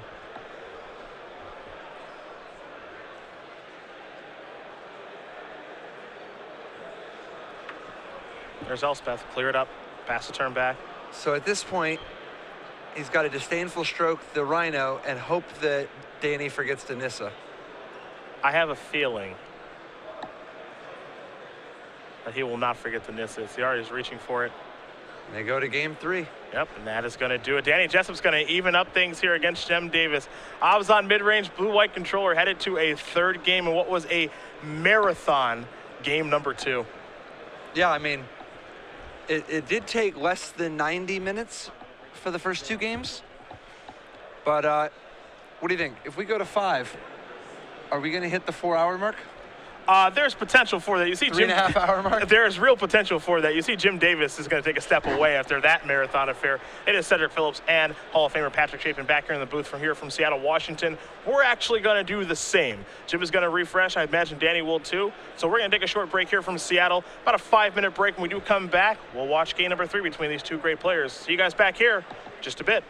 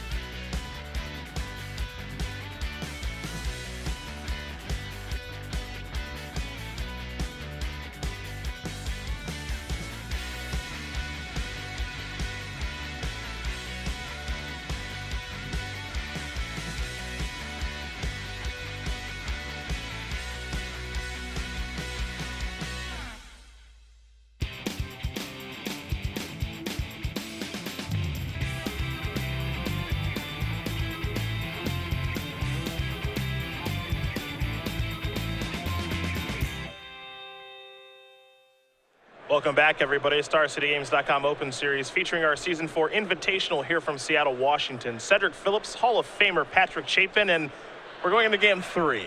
Absolutely. Game three out of a potential 5 in what is proving to be an epic struggle between Jim Davis with blue-white control and Dan Jessup with abs on mid-range, Sean McLaren style. That's funny because, that last game took about an hour, but really it's almost like it's inevitable that the games are going to take a very, very long time for both players. Well, there's always plan A. Yes, plan A. McLaren comes out with the Siege Rhinos and just beats down. If Jim Davis is light on mana or floods out, just Rhino beatdown can get it done. Yeah. Now that said, Jessup's build, from the Sean McLaren school of Obs on midrange is not as aggressive as some. He has Planeswalkers instead of Brahmas, Planeswalkers instead of Wingmate Rock. And as a result, he's necessarily going to have to do more grinding. It's going to be a little bit slower. It seems very, very hard for Davis to win the sideboarded games because Jessup is going to be able to get through his deck the entire time. I imagine if we go into a longer game, which is where Jim wants it to go, I imagine that the game is going to play out like what we just saw, which is read the bones, Abzan Charm, draw some cards, Liliana, tutor for some cards, keep producing threats. Well, even that game, Davis could had many turns in a row that if you would have found a Jace's Ingenuity or a Dig Through Time, would have really got something going. He needs to draw his card draw spells to keep up. Part of what gives Jessup such an advantage is that he has so many more of them. However, they're all 2-for-1s. Jim Davis, he can start chaining together 3-for-1s, or with Dig Through Time, it's a virtual 4-for-1 sometimes, because if he's got breathing room, if his back isn't against the wall, he can actually Dig Through Time for 2 more card drawers and just chain them together. Well, these two are very good friends. They travel together to the tournaments, and they are battling it out to see who is going to make it on to the finals of our Season 4 Invitational. You can see behind Danny, his brother, Andrew, waiting patiently, likely rooting him on, though friends with Jim. See what will happen here between these two great players and who's going to go on to play the winner of Caleb Scherer and Dylan Donegan. And if you're a Stephen Mann fan, if you're sitting there in Florida watching this at home, first, we appreciate you watching, but second, you are hoping that Jim Davis is able to get the job done, because if Davis or Donegan do win this tournament, Stephen Mann will be playing in our Players' Championship next weekend. Yeah, I mean, there's a lot on the line, and Stephen, S-Man himself has got to be rooting for, he's got 2 horses in the race. He knows who he's rooting for. And this is a big game, the Players' Championship next weekend. What's the total purse on that? 50,000. 50K split between 16 people? Yeah, first place, a cool 20 grand. That is intense for not even just opens feeding into this tournament. I mean, the fact that this isn't even, not a Grand Prix, not the Pro Tour, the Players' Championship. 16 competitors, $50,000 next weekend from the Star City Games Game Center in Roanoke, Virginia, December 20th and the 21st. All accommodations and travel paid for the players. That's insane. There's so many $50,000 tournaments with it. Is this the 5th 50K of the year? 4 invitationals and a Players' Championship? Yeah. Those are all bigger than Grand Prix. Yeah. And airfare and hotel. airfare, to get out there. Hotel, accommodations, hotel, everything taken care of. And we knew, Baller. a lot of the tickets are going to be punched this weekend too, so it's not going to be the cheapest airplane tickets that have ever been purchased, but it is what it is. We want to make sure the players are going to be there, and it's going to be a heck of a weekend next weekend in Roanoke. If any of them aren't going to make it, I'm available. Dial you up. I'm willing to sub in if anybody just is busy that weekend. Well, I know you want to play some Standard. You were telling me. Oh my God, this Standard format is so good, so fun. It disappoints me that you don't have a good blue deck. I think of you. I do have a good blue deck. Do you? Abzan. Read the Bones and Abzan Charm is like Esper Charm and Mole Drifter. And then Siege Rhino is it's combination Mole Drifter, Broodmate Dragon, Plume Veil. And then, End Hostilities is about as good as the Wraths that we had in our day. That's Howled Barrel right there. Yeah. 5 mana. Yeah, and then Cruel Ultimatum. Elspeth is close enough. Now you're being mean to Cruel Ultimatum. No, there's always a greater power. I suppose that's true. Both players will take a mulligan down to 6 here. Besides, it's not like we have very many counterspells in that deck. Yes, it is true that we had the Broken Ambitions, but yes, you did. Thoughtseize is better. And yes, we had Cryptic Command, but Oh, those were the days. Cryptic command. Nice little deck they gave you there. Nice little deck. Well, you know, the thing is you had pretty bad mana. I think that was the problem with that deck, right? You had some tough mana. Well, that's not true either. No. That's not true either. Although I would have played Temples. Oh, God. I would have cut some colors if I had access to Temples. I don't even want to think about Temples in that deck. Oh my God, Temples would have been so beautiful. You don't need, 13 Vivid Lands. Temples along with Reflecting Pool. Yeah. That's a nice mana base right there. Yeah. And you're never going to have mana issues, I'm I still going to imagine. want some Vivids in there. Vivid Creek is Creek is like that. For sure. You had some filter lands too, right? Oh yeah. Yeah. Filter lands are not particularly realistic Magic cards. Those were the days. Yeah, I mean, the nice thing about Filter Lands is that it shows Wizards of the Coast is willing to print lands better than Underground Sea. Well, both players going to lay out 6 cards here. Maybe one of these players will run into Plan A. We'll see. They are taking mulligans after all. I hope they both do. Well, that'll make for an interesting game. Yeah, just both of them mull down to 3 and just see what see what happens. One And then they divination. just spend the next 4 turns getting back to their starting 7, and Yeah. then we just go from there. Yep. Davis going to be on the play this game, of course, as he did lose game number 2.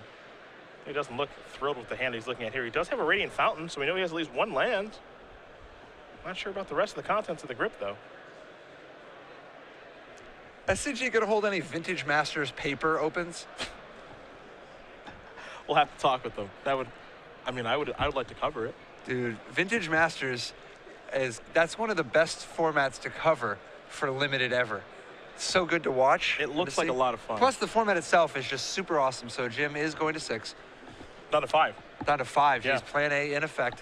First of all, that's one of the most fun limited formats. The format's just absolutely great. Absolutely great. Major props to Wizards of the Coast for putting together such an awesome set with pretty bizarre constraints. I mean, nothing in that set is modern legal. Really? Isn't that crazy? Wow, okay. There's only a couple cards that were printed, mirrored in or beyond, Okay. but they're like Skull Clamp and Jace the Mind Sculptor, which Wizards is pretty committed to not allowing in modern. I think we should be allowed to have 1 tournament where Skull Clamp's legal, just to see what we can do. It's the Vintage Championships each year. No. In modern, I want to see what we can do with Skull Clamp for 1 tournament. Because here's the thing. A lot of people who are watching this, and Skull Clamp was about a decade ago. So some people some people hear the stories, but they never got to see it in action. Yeah, it's like Nam. You don't know. You weren't there. Some people should have to experience it firsthand to see what Affinity was like with Skull Clamp, or see what Goblins was like, or Also elves. like Nam. Yes. So, are you familiar with the Vintage Masters? Have you done very many Vintage strategies? A few. Tranquil Cove to start it off.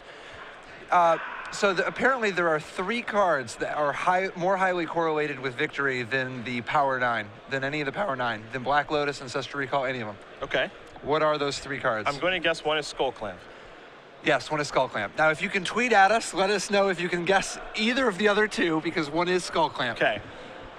So we have a 2-land from both players. Jim Davis. No third land. Just misses. Has Brimaz in hand, too. Would have loved to have that play, particularly if Jessup was going to have to read the bones. Now, Jessup has the card, I think, that matters, again, so much in this matchup. There's a Read the Bones. Davis is going to take a look at his hand. We'll see if he has a negate for it, and he does. And I almost feel like you're forced to pull the trigger here, and he's going to sacrifice his strand. Yeah, particularly given that he wants to play Brimaz next turn. Yeah. He's got to play. He's going to plan on tapping out, so he wants to get something out of this negate while the getting's good. I do have a guess for one of the other cards. Tweet at us at SCG Live. What are the other popular... What other cards are more highly correlated? What cards are better to draft in Vintage Masters than Ancestral Recall or Black Lotus? There's the negate to take care of Read the Bones. Those have got to go. Davis going to draw. Is it land number 3? It is. Island. Brimaz. This might be the opportunity for him to steal one. Man, Jessup will draw. missed the Vintage Masters format already. They just discontinued it last week. There's a temple. Now, he doesn't have double green that casts Course right now, but what he does have is a copy of Abzan Charm, and the versatility of this card is just through the roof. This card is so good. Yeah, and this is why Brimaz is not as reliable here. And that should be Exile, which they do have under control. Jim mostly just wants to try to hit some land drops and get some card drawing going. He's got Dig Through Time in his hand, so he's actually not in the worst shape. The problem, though, he's a little bit short. He mostly right now is just sitting around. What he would love to do is just negate anything and draw a land, you know, a fetch land, ideally. There's not quite a few of those in his deck. Jessup's going to take one from the Llanowar Waste. That'll provide him his second green mana for the Courser of Crewfix here. We know that's going to resolve as Jim's looking at a Purling Ancient and Hostilities, a Dig Through Time and a Negate. We'll try to bluff some counter magic here. But after we're through that area of the game, the top card of the deck will be a copy of Thoughtseize. Now Jessup can slowly build up an advantage with the Courser. As we'll head back Davis's way. Davis draws a copy of Tranquil Cove. He's up to Not 21. that bad. Yeah, you know, he needs a little bit of mana. He's got End Hostilities in his hand to try to catch up anyway, but I think it's always interesting seeing the how much time and how much Hollywooding people put into things like bluffing, counter magic, or whatever. I think Paulo Vito de Maderosa put it exactly right. The best bluff in general, the 98% of the time, the best way to bluff is you just leave the mana open for whatever it is that you're representing. You don't do anything. You don't try to sell it. You don't act different. You don't put too much finesse into it. You just keep them in, and this is among sophisticated enough players to know what kinds of cards that there are. But at a high level, when you're playing at high level tournaments, the way you bluff is you just play in the way that would allow you to do the thing that you're bluffing if you had it, if you wanted to, and then let it go at that, because anything else, you start giving them more information. Thoughtseize is going to get countered by Negate, so no bluff there. Read the Bones will be cast now. Elspeth is the top card that Danny's looking at with the Scry. This other card looks like it may be headed towards the bottom of the deck. Yeah, bluffing is an art form in and of itself, especially with counter magic. Yeah. Now, of course, there's also just the picking your 2%, picking those few spots where you actually, you know, go a little bit outside the playbook and do something unusual. So Nissa and Elspeth means that Jessup's firing on all cylinders. He's hitting his land drops because of Courser, so he's got some board advantage, and he's got a lot of threats in his hand. Top card for Courser now is a copy of Llanowar Waste, so we know another land is coming here. This is just the power of Courser right here. Absolutely. Courser Crewfix draws, you know, on the average, draws right around 40% of a card a turn, a little bit better than 40% of a card a turn, and it gains a little bit better than 60%, maybe 65% of a life per turn. And that's not even counting interactions with shuffles when you have things like scrying, whether it be temples or shuffling away from Windswept Heath. Once you can actually manipulate your library, you get those numbers even higher. And as a result, Courser Crewfix, one of the most powerful cards in Standard. Better or worse than Oracle of Moldiah? Better. Better? Yeah. Okay.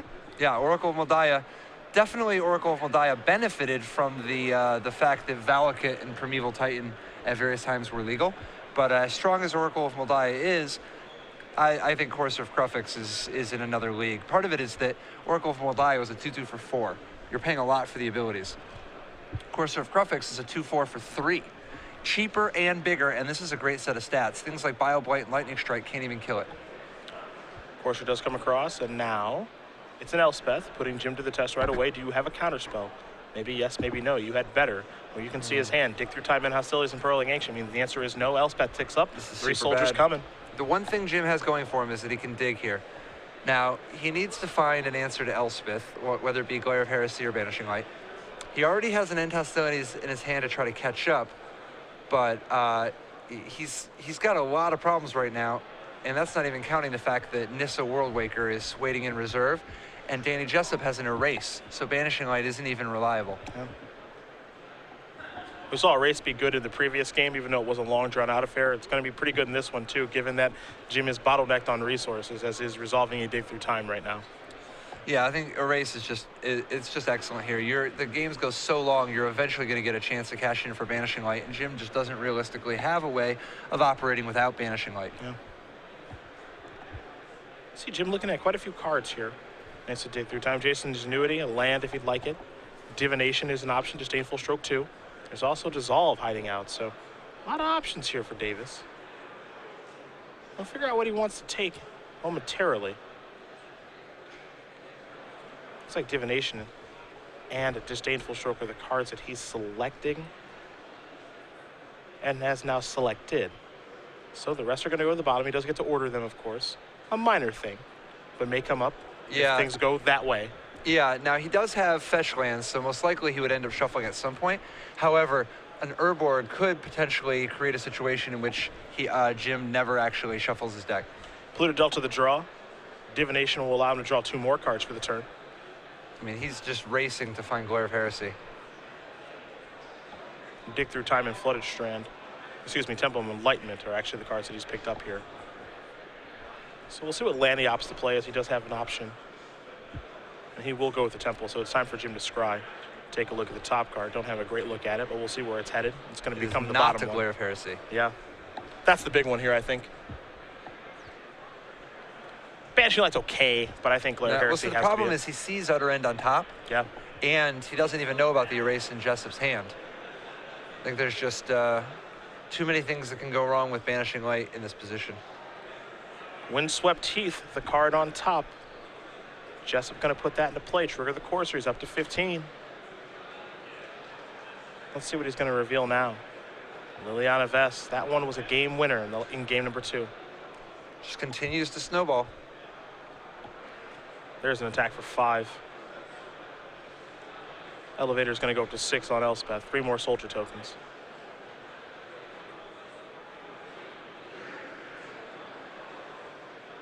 Pass the turn back.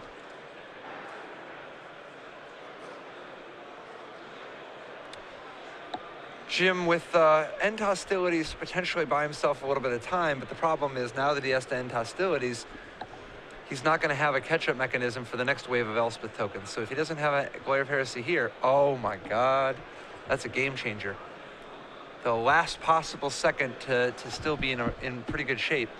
He has Glare of Heresy. He can get rid of the Elspeth. He can end hostilities this turn, stabilize the board. He be tapped out, and Danny will have the ability to stick a Liliana or whatever else in his hand he wants. However, Jim will have quieted things down a little bit, will only have 1 threat to be facing next turn, and has a Dig Through Time in his hand. He has chances of getting something going. That's incredible. This is, I mean, and he only has 1 Glare of Heresy in his deck. That was a huge draw. That was literally the best card in his entire deck. That was the 1 card that could give him good chances of actually making a run at this one. He's going to start by playing the Delta. He's even got exactly enough mana. Yeah. Including exactly enough white. Everything is just coming together.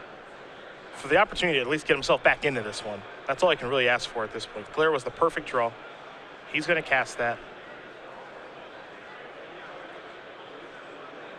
There goes Elspeth. So that's taken care of.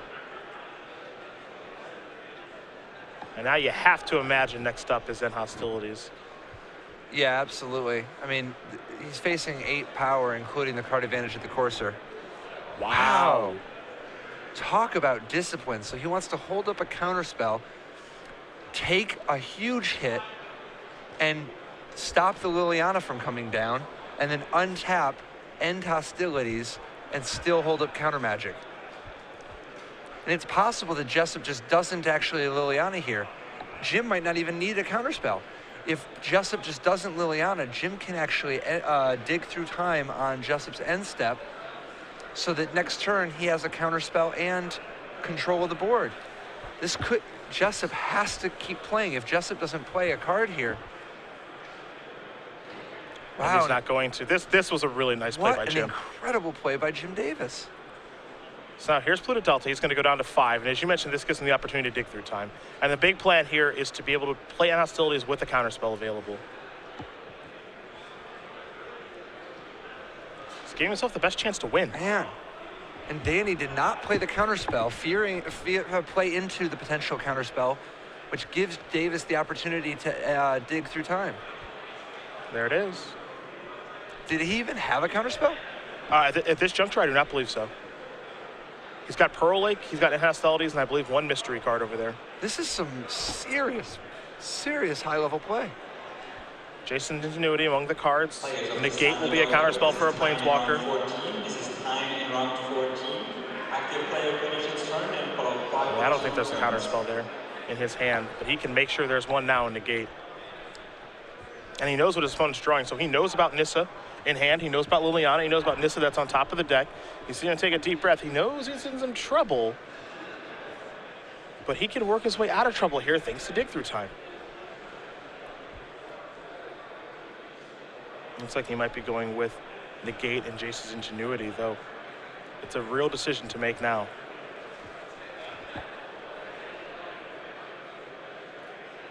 Yeah, I mean, negate gives him a functional time walk, you know, something to stop whatever Jessup does with his turn. And Jace's ingenuity keeps the fuel going. This is how he tries to snowball. You know, on his next turn, he'll end hostilities, hold up negate. The following turn, he'll Jace's ingenuity, hold up whatever counterspell he finds. This would be such an incredible comeback if he actually pulls this off. So it's negate and ingenuity. Those are the weapons of choice. Rest are going to go to the bottom. The draw step's important here too. Let's see what he finds. Tranquil Cove, not bad. It's a land to play. Yeah, he could use a little bit more mana anyway, and the life buffer really is relevant at this point. And hostilities will clear all the tokens and the course out of the way, and he's going up to 6. He'll pass the turn back with negate at the ready.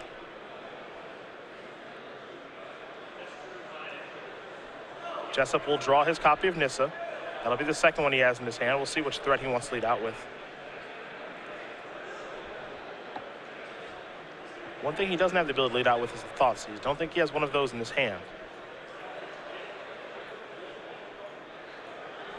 The maneuvering, the bobbing and the weaving. It's like watching a title fight here. Does have a Courser in his hand too. But he's going to start things off with Nissa, it looks like. The only thing I don't like about this is the, well, I was going to say, the tough thing here is that now you're going to have to crack your Heath. It's always nice to be able to save the Heath for when you have the Courser in play. Yep, there's negate.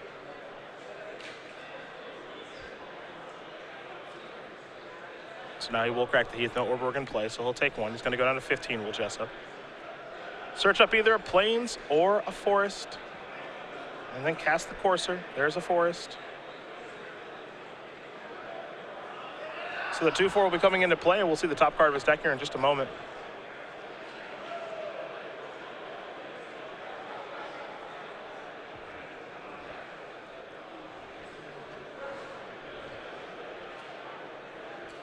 And he does play the Temple of Silence. Gains a life, continues to dig. Let's see what that top card is for the Scry. It's a Forest. Can't imagine he wants that one. That goes to the bottom. What's now the next card? The nice thing is that soon he'll be at a spot of being able to play 2 threats in one turn, 2 real threats. You know, this Courser's something, but it's not putting Jim under the life-threatening pressure that some of his other threats would, like Nissa. Read the Bones, not a bad reveal. Davis will draw. Temple of Enlightenment is what he's found. You see his hand right now. Ingenuity, Pearl Lake Ancient, Disdainful Stroke, and the Temple of Enlightenment. Yeah, good chance that he'll be able to Disdainful Stroke Danny's biggest threat and Jace's Ingenuity in the same turn. What's interesting is that Danny, by putting that Forest on the bottom, ensured that he, unless his top card is an untapped land, can't play 2 Planeswalkers in the same turn. If he had kept the untapped land and just been willing to draw a land instead of just Coursering, he could play Nissa, get it countered, and stick the Liliana. Or go the other way with it. Now, he wouldn't be able to attack that turn if he stuck the Nissa, which makes Liliana the more appealing keep, but... Davis does Scry, leaves the top card on top. We'll go back to Jessup. He'll draw his Read the Bones. Top card is copy of Utter End. We saw how important those were the last game.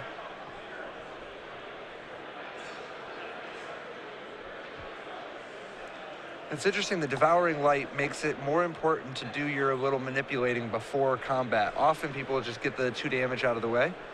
But here it's actually particularly important, both Read the Bones, changing the top of your library so that Courser could draw an extra land, or alternatively, if you stick Nissa, then you can still attack that turn. The Bones were made for reading. That's just what they're going to do. Utter End is 1. Let's see what the other card here is just a moment, if Danny wants to keep it or not. Looks like he wants to put Utter End to the bottom, so he wants to take these 2 cards. 1 is Elspeth. 2 is Temple of Silence. Top card of his deck now is Temple of Malady. Jim wants to write those cards down, make sure he knows exactly what's going on. So those are added to the grip. Temple's on top. We'll see if he puts it in play or not. And he will. Perhaps. I'd be shocked if he doesn't. Yep, there it is. Trigger the Courser up to 15. We'll see what the scry is here in a moment. Soren. Soren kind of at his best right now because of the fact that Jim's life total is so low that even a threat as soft in this matchup as Soren can get the job done, but also Soren costs less than some of the other threats, making it easier for Danny to do 2 big plays, possibly eventually even 3 in the same turn. Let's see if Jessup wants to play one of these Planeswalkers this turn. Still has Anissa, still has the Liliana. This is reorganizing his mana. So something that costs 5 mana is going to be cast. It's going to go with Liliana. Yeah, he was deciding which one does he want to just throw away, which one does he want to use as bait, and he decided that this time Liliana. And what's so interesting about this is Davis is he has a copy of Purling Ancient in his hand, so he wants to try to get the full amount with this Leviathan. Jessup attacks, you know. Block the Courser, the counterattack, kill the Liliana.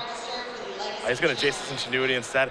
I think given that he's on a mulligan to 5, he needs so much to go right that I would have tried to get him with the Pearl Lake there, myself personally. Yeah, I mean, I don't know, how does that, the problem is that he's going to Liliana and Demonic Tutor. Sure. And it's possible that Jim just doesn't even want to let him Demonic Tutor because he's like, oh, well, I can't beat you if you go find Thoughtseize. Okay. I mean, I like it, but maybe that's what you have to do. Maybe your only way to win is to take a big gamble. Yeah. Davis down to 4 now.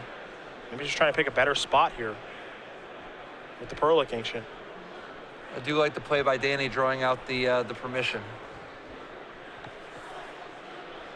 A masterful choice of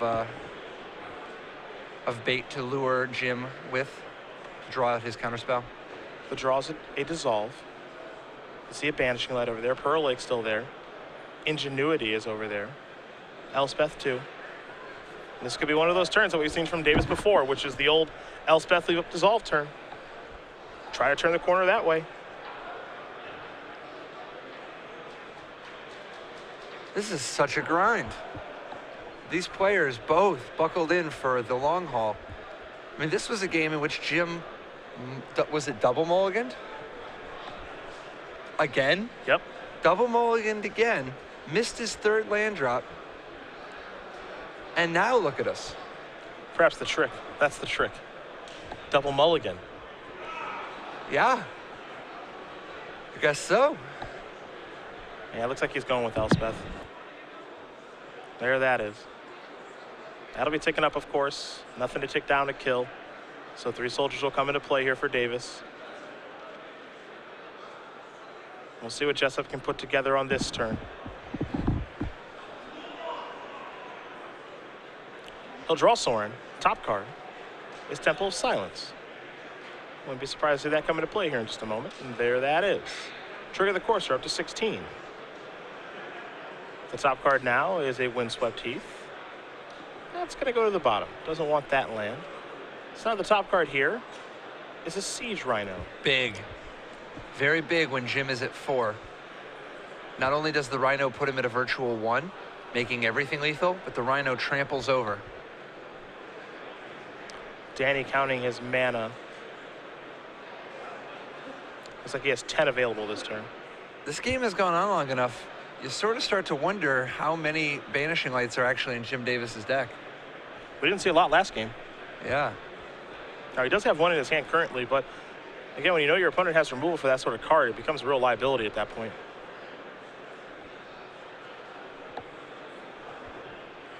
Elspeth. At least an attempt.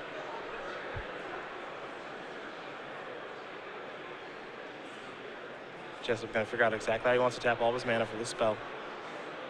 Remember, he does have 10 mana at his disposal this turn, so Elspeth plus Utter End or Elspeth plus Soren is something he can do this turn. But step 1 is the Sun's Champion, and it's in there. 3 soldiers as well. Now, what else does Jessup want to do this turn? As Davis does have Dissolve in his hand and opted not to counter that. Yeah, saving the Dissolve for the other end that could be pointed at Elspeth.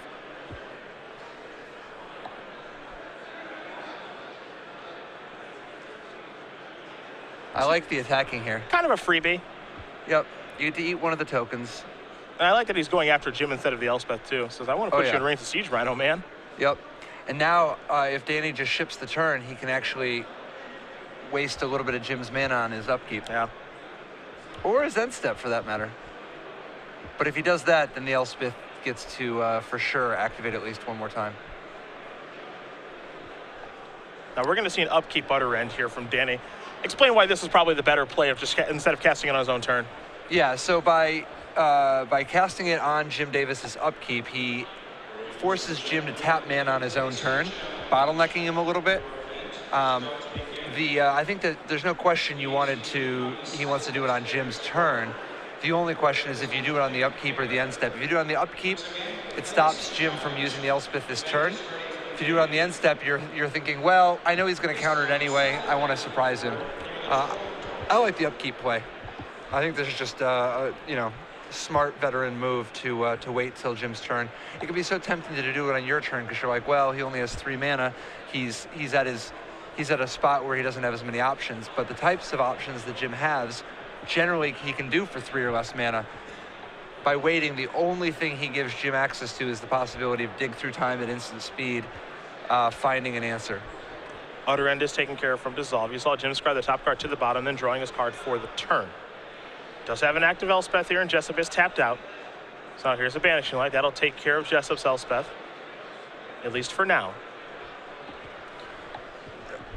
And this is a tough spot.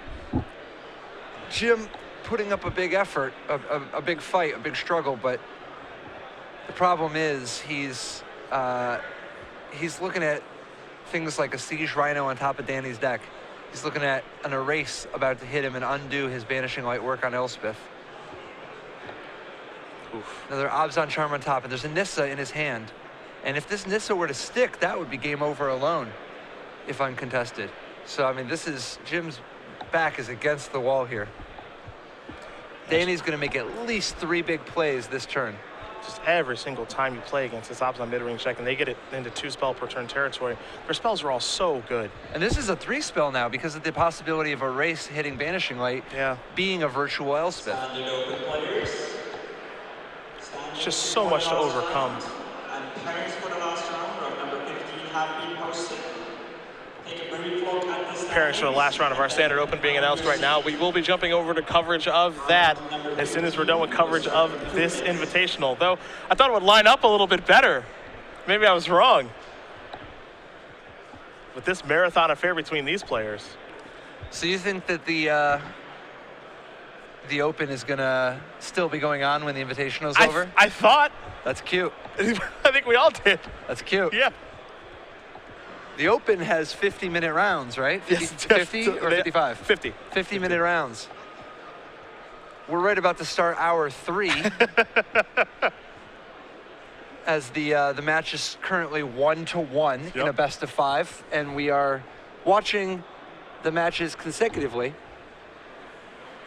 I think this is the scenario that WotC was concerned about when they were staggering the World Championships a week ago. Sure. Here is Nissa. Put you to the test right now. Can you answer this? If you can't, the chances of you winning very slim.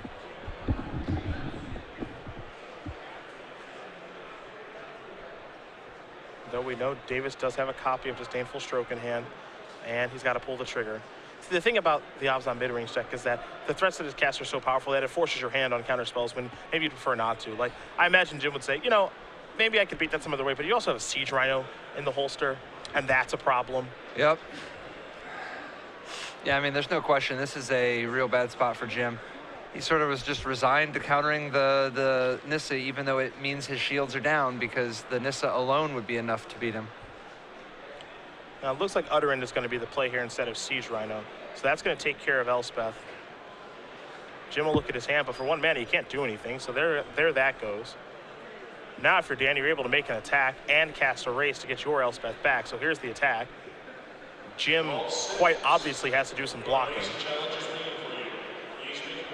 Yeah, I mean, the most likely block is that he would just throw away 4 of his tokens, kill the 3 1/1s that attacking, and shump the Courser. However, he does have some other options. Because the land in his deck are able to gain him some life, he could conceivably quadruple block the Courser and single block a token, take 2, drop to 2, and hope to play a Radiance Fountain next turn, or use his Pearl Lake Ancient in hand to gain the 2 life. Seems like a risky way to try to do it. I'm a little surprised at the no erase there. At the no erase? Yeah, not casting erase right now. Get your Elspeth back, make 3 tokens. Yeah, sometimes you can get locked into tunnel vision thinking, oh, I have an instant, I want to do it on my opponent's turn. But you want to do it when they're tapped out. And if you do it when they're on your turn, you get to use the Planeswalker's ability. Yeah. I think there's no question that that was a little bit of a misstep, but it might also just be that there's so much going on that Danny just wants to, I guess, ride what he... No, I think he probably just missed it. Yeah, I think he just missed it. I don't think there's any benefit to waiting here. No. Like, there's no real trap to be set, I suppose.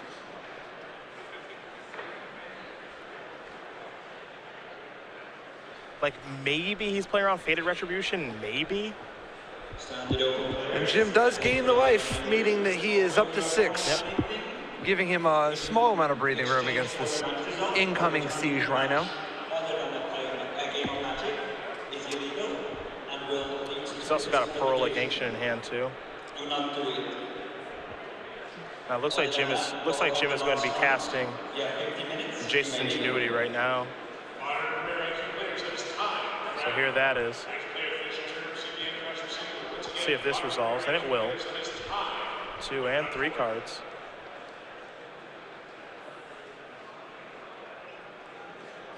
Elspeth Bermaz and a Tranquil Cove among them. He's already played a land for the turn of Radiance Fountain, so we know that. He's got 5 mana available, so he could cast Bermaz this turn if he'd like.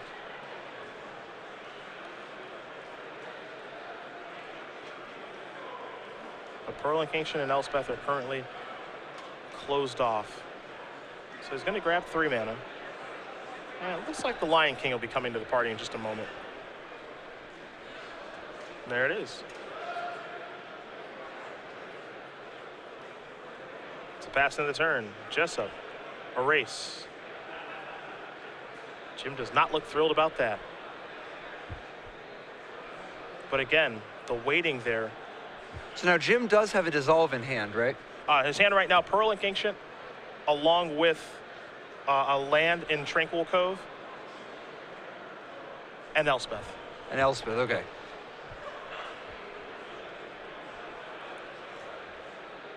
Plains the top card now. Abzan Charm having to decide, does it just exile the Bermaz now? Or is there any chance you're supposed to attack with a Courser, bait him into blocking, and then +2/+2 your Courser, kill it that way? Personally, I kind of like keeping the Courser small so that it doesn't accidentally die to an Elspeth. Yep. Nice play.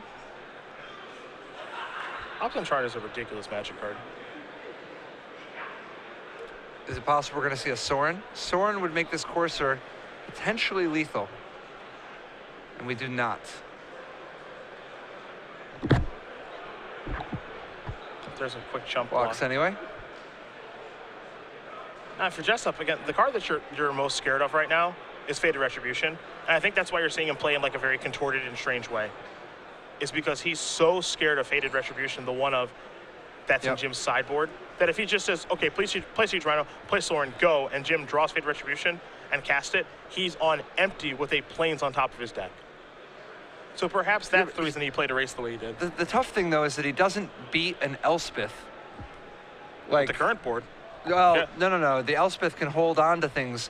Yeah, if it was an Elspeth and nothing else ever, but the problem is that he doesn't put very much pressure on Davis if Davis has an Elspeth at all.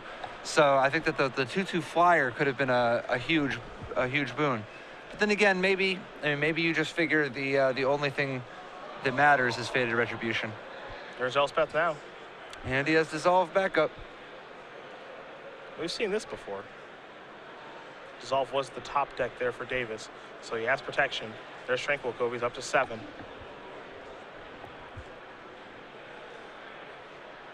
Jessup gonna draw that Plains. We'll see what's next. Thoughtseize, that can clear the path for those other cards in his hand. With that into play, trigger go up to 18. It just seems like the entire time, Jim is never pressing the advantage. He's always just trying to come back. Yep. And it's hard because this Abzan deck is relentless.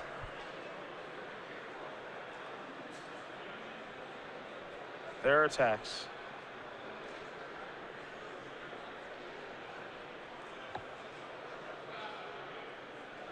David, they're all going to Jim.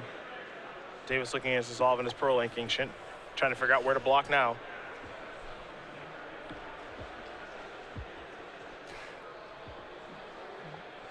The attack is pretty good. This is potentially, the straightforward line means that Jim drops to 5, is behind on board, and the Courser potentially is going to make the Siege Rhino in hand lethal next turn.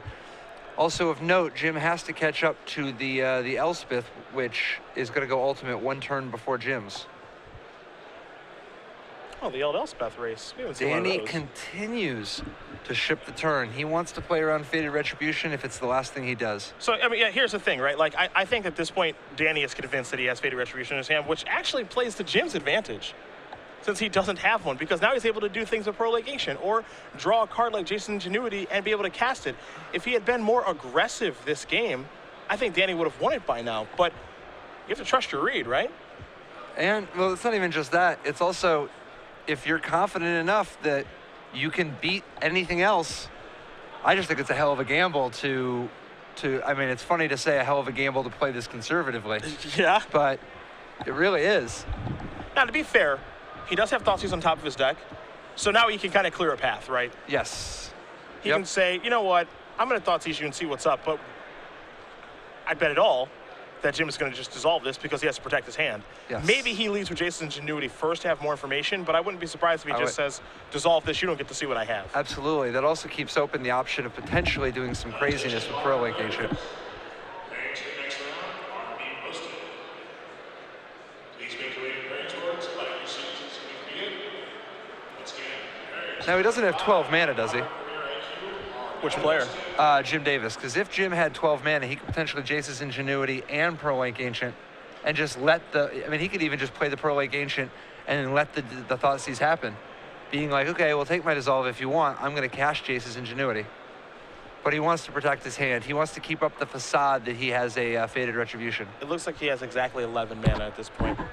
Little scry action here for Jim. Remember, this is a game in which Davis mulliganed to 5, the exact same thing that happened game number 1, the game that he has won so far in this match. He has mulliganed to 5. He's looking to do it again here. Circumstances a little bit different after sideboard. Jessup's step is a lot more streamlined, has a lot more threats as well that Davis has to care about. So you see him scry to the bottom. He'll be making attack again. And now he is reaching for 7 lands. So here's Pearl Lake. There that is. Jessup's going to look at his hand of Siege Rhino plus Sorin, and no, he can't do anything about this. There are the blocks. Courser down 2. Turn over that Hero's Downfall. That'll be the draw next turn for Jessup. Not the best draw given the situation. And now maybe Danny has to change his game plan.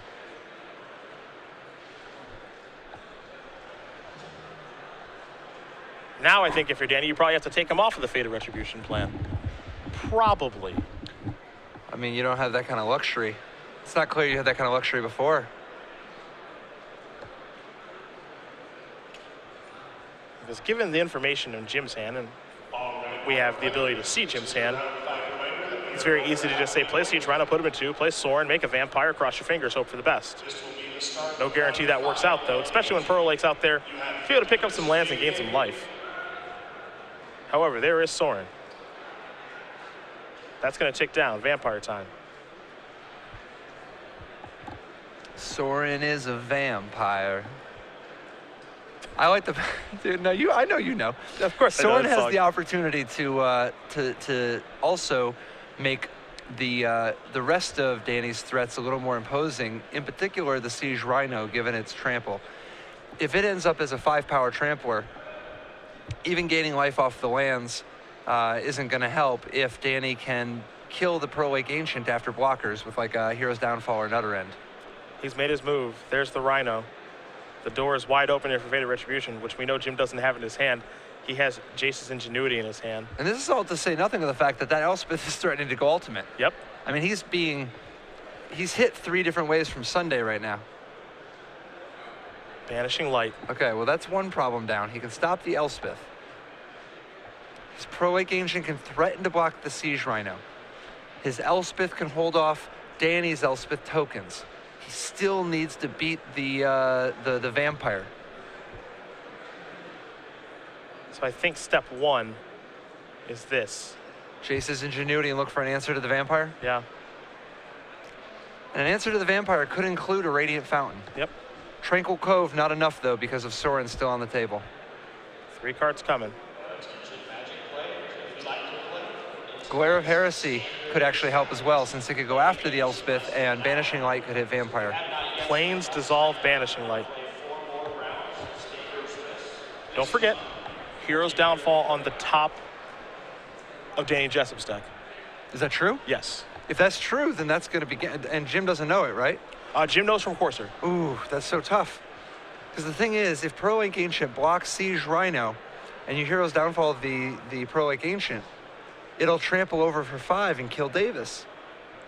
But I don't see how else he kills the... I don't see how else he kills the Rhino, because if he minus his Elspeth, he won't have enough tokens to go after the 1/1s that Danny can attack with. He's just got too many problems to try to solve at the same time. He has a Dissolve in his hand, but he's short on mana now, right? He's got 7, but he needs 9 to pull off double Banishing Light and Dissolve.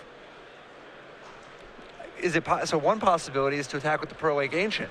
See if Danny just throws everything in front of it. I would be surprised. You got to do something. Yes. There's a Banishing Light. That's a Banishing Light.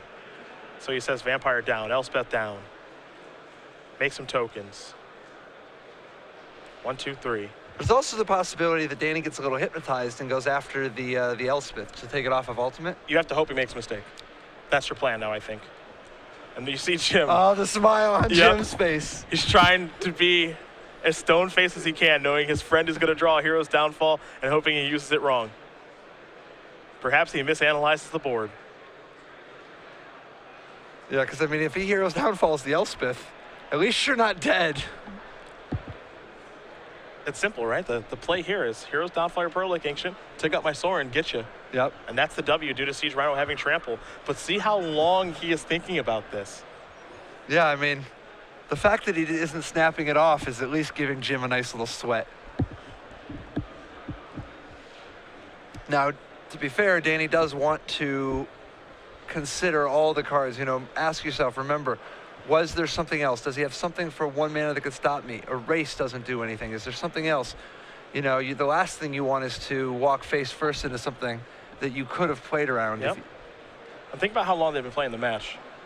Yeah, 133 minutes. It's easy now to maybe make a mistake like this when it's been a marathon affair. But Hero's Downfall is going to go after Pearl Lake Ancient. He has found it. Jim says in response, I'm picking up 3 lands to save it. Going after Elspeth, maybe? Going after Elspeth? Hasn't used Sorin yet. He doesn't need to use Sorin. Completely fair. Completely fair. Attack. And they're on to game 3. Right. Game 4. Danny Jessup does win game number 3 here over Jim Davis. Abzan, mid-range, and blue-white control are headed to a 4th game as Andrew Shrout looks on to see if we will be going to the 5th game here in a moment. Both players will take a look at each other's deck list yet again. So it's worth noting that Jim double mulligan twice and has still made a game of it in every game. This is gonna be a epic struggle between these two players. Oh, it's going to be a 5-game match. Let's just call it what it is. As we're going to come back to the booth here very quickly. It is Cedric Phillips and Patrick Chapin here from Seattle, Washington. These players are getting ready for game number 4. We're going to do the same. It's time for a short break here again from Seattle. When we do come back, we'll watch them duke it out one more time. See who's going to win this one. See if we're going to head to game number 5 or Jessup's going to move on to the finals. See you guys back here from Seattle just a bit.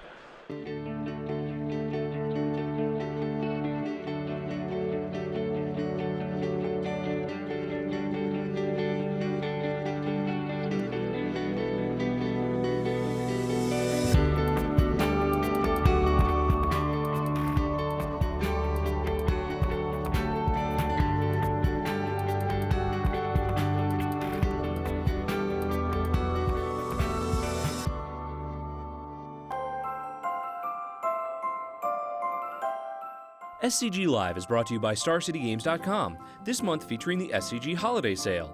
Every weekday during the month of December, StarCityGames.com will have a brand new sale available only until the end of the month. We're getting in the holiday spirit throughout the end of the year, so visit StarCityGames.com and take advantage of these deals today.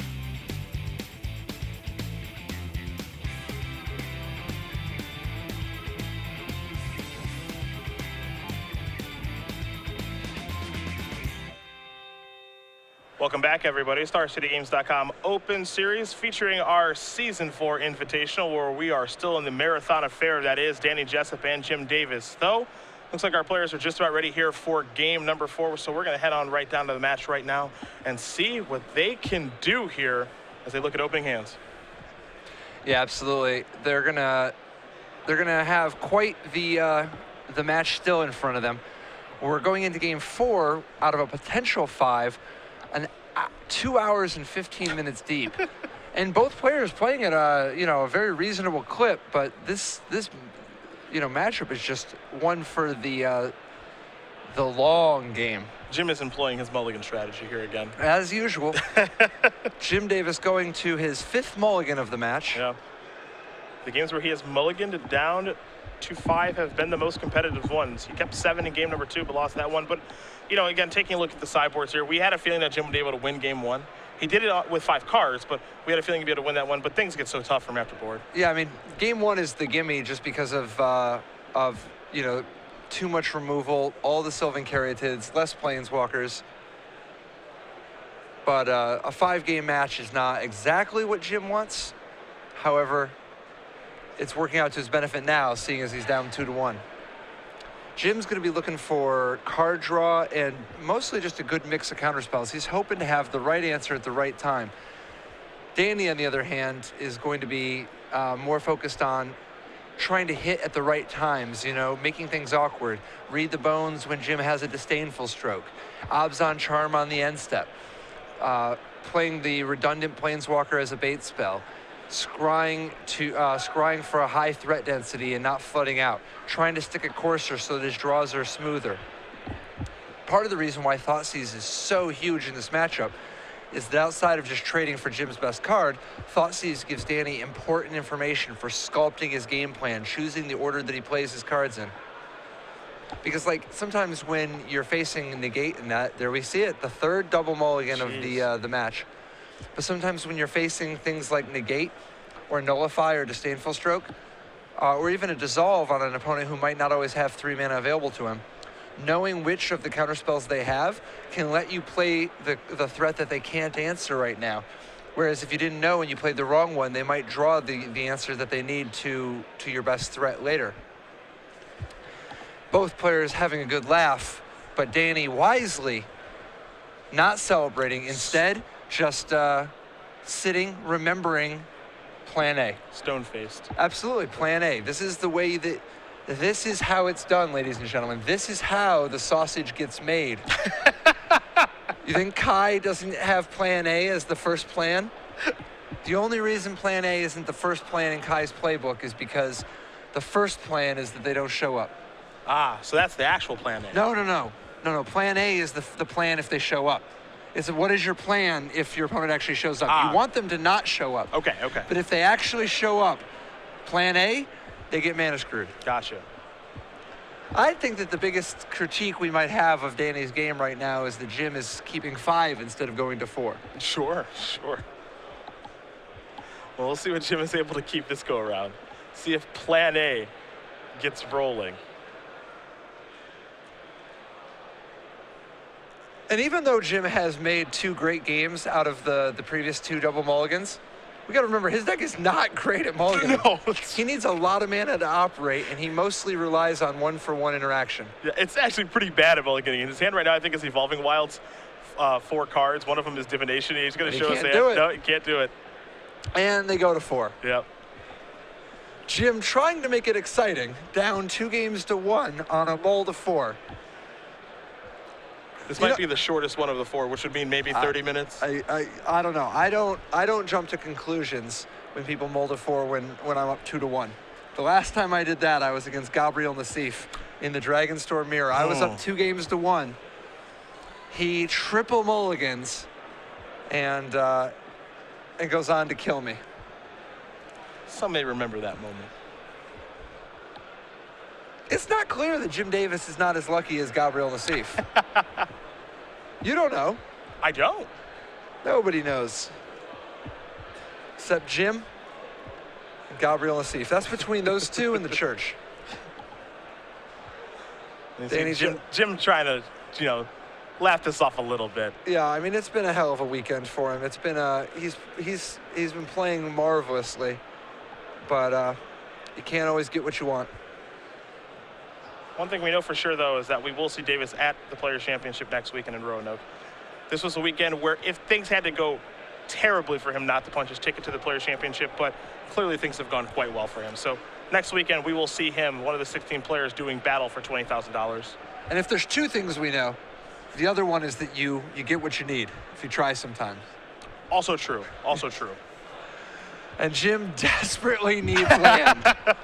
4 cards.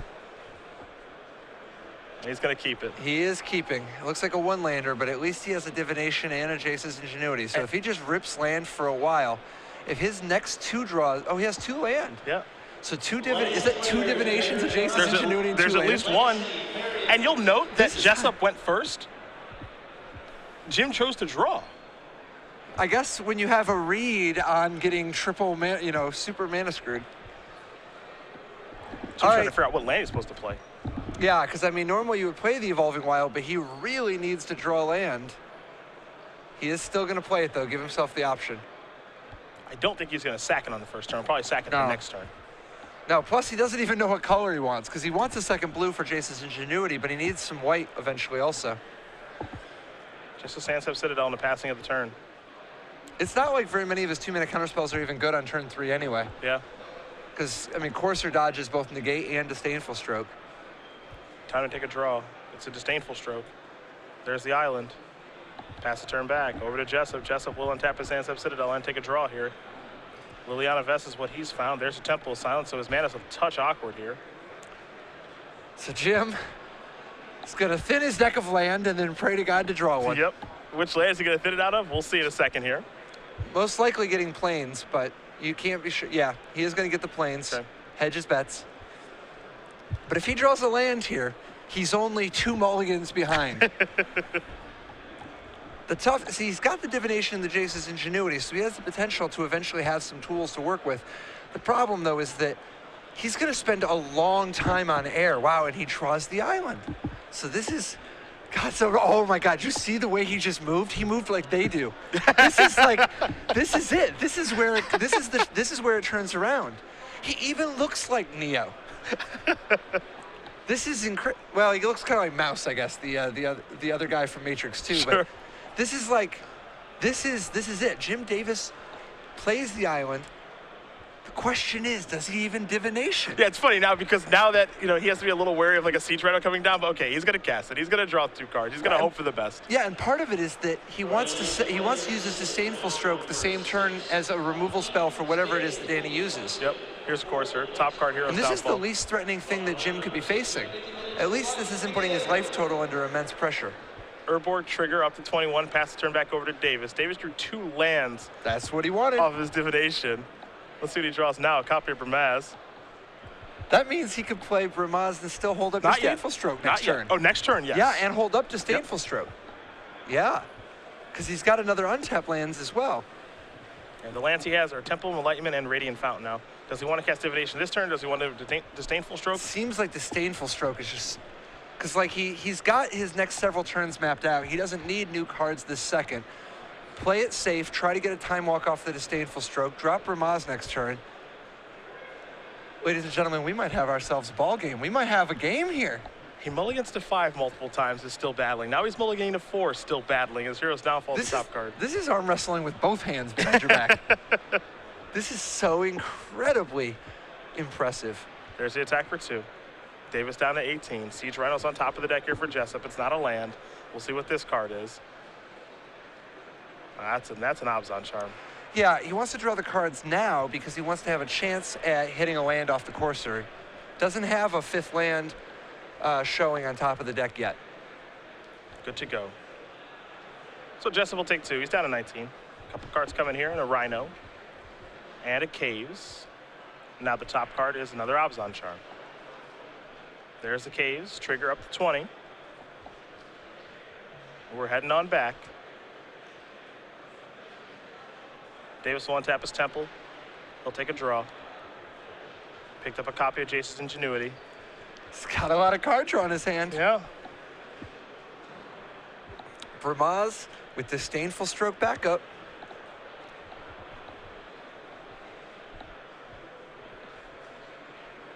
We've got to get the press on the phone. This is impressive. He's going to start with divination. So he wants to go divination with disdainful stroke backup because he wants to continue hitting his land drops. Negate and another stroke are the draws. So Jessup's going to have to slog through a lot of counter magic now. Jim's starting to do it. He's got 3 counter spells, he's got 2 more card drawers. He's got 3 counter spells, 2 card drawers, and a Lion King and a Pear Tree. This is a great showing. And he's at 20. Yeah. Abzan Charm the draw, Forest on top. Now the tough thing is that Danny has 8 great cards in his hand, a Courser going, lots of resources, and it's going to start playing 2 threats in a turn soon. Forest on top yet again. But Danny is overloaded on Hero's Downfalls, not what he wants in this position. There's the attack for 2. Davis going to go back down to 18. Does make you wonder if Jessup is going to cast anything just yet.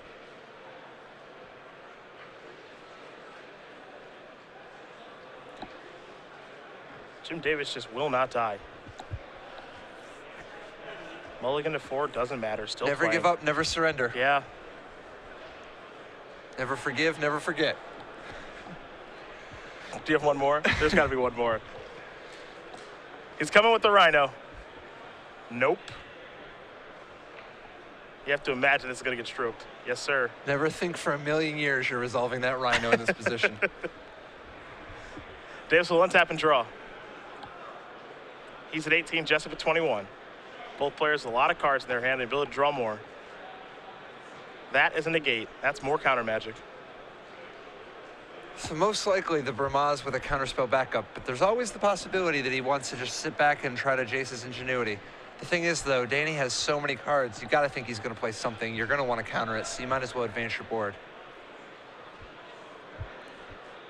Yeah, I think board advancement is actually pretty important here. Because if you leave the mana up for Jason Ingenuity, there's no telling when you're actually going to be able to cast it. Right. That's the problem. Right. This is his window.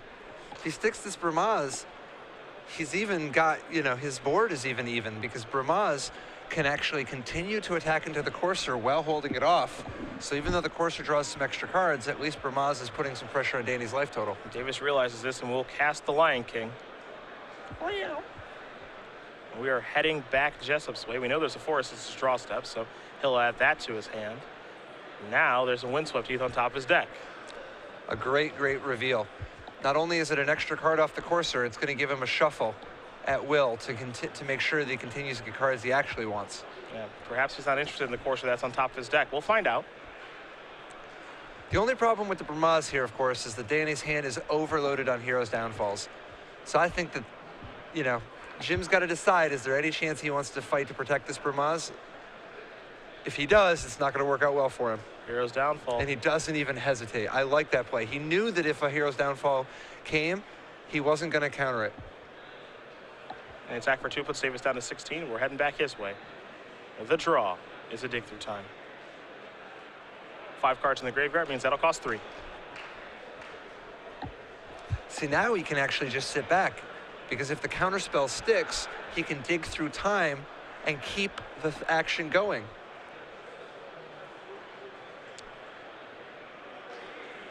There's no way, but if somehow Jim pulls this game off, this has got to be one for the best of files. Yeah. This is unbelievable. The fight in Davis across this match has been incredible. Giving himself every opportunity to win, hoping that Jessup will make some sort of mistake. I like it. So he actually leads with the dig through time because he's already got the mana for his permission. And this way, if he finds a land, he can keep his drop. Take a look at the top 7. Take 2 of them with you, put the other 5 on the bottom. That's what Davis will do. Devouring Light among the cards he's looking at here. You have to imagine he's looking for some lands. You see Tranquil Cove among those cards. So a lot of options here for JD. Yeah, I mean, that's a lot of great choices. This is one of those spots where you kind of just wish you had Treasure Cruise. Absolutely. I mean, Dig Through Time obviously is going to get the job done, but when you're short on everything, As Jim currently is, a cruise would be pretty nice to have. Dig's not bad, though, as he's made his selection. 2 cards in, 5 cards to the bottom. See if one of those cards is a land. Looks like a Temple of Enlightenment's one of them. the 2 divinations in the Dig together adding up to 3 extra cards, undoing the triple mulligan. Now we're just back to playing Magic. Now, of course, Danny has Abzan Charmed and Corsored a fair bit, so he's still quite a bit ahead. However, the late game does have a lot of merit for Jim Davis. You know, he's got a lot of things he can do. Windswept Heath going to be sacrificed here. Of course, Jessup's going to stay at the same life total. Pay 1 to sack it. Then a land comes into play to trigger the Courser. He'll get a basic Plains. All of this just to shuffle his deck so that he doesn't draw Courser of Crewfix next turn. Yeah, and he might Abzan Charm on Jim Davis's end step just to get 2 extra cards. I think, you know, there's some value to holding the Abzan Charm for the possibility of resetting the top of the library, but he wants to just save the mana. He will be Abzan Charming right now. That's going to resolve. So Windswept Heath, along with Thoughtseize. Wow, Thoughtseize was what he wants. The problem is that Thoughtseize doesn't stop this particular mix of cards from Jim Davis because he has multiple 2-mana counterspells. Temple of Silence will be the draw for the turn. We'll take a look at the top card now. It's a copy of Windswept Heath. So you see the ability of Abzan Midrange to just power through its deck, draw a bunch of cards. There's the Heath. And Danny's got like 9 cards in his hand. Yeah. Sandstep Citadel on top. You have to imagine that fetch land will come into play to make sure he doesn't draw that one. Yeah, I would imagine, but we start the party off with a Thoughtseize. Jim can't let that resolve fast enough. Yeah, I mean, he obviously he would rather protect the information if possible, but in this position, he needs to be able to stop whatever 5 or 6 mana threat Danny drops. Now, it is worth noting that Danny can take the Disdainful Stroke, strand Jim with 2 negates, and drop something like a Rhino if he has it.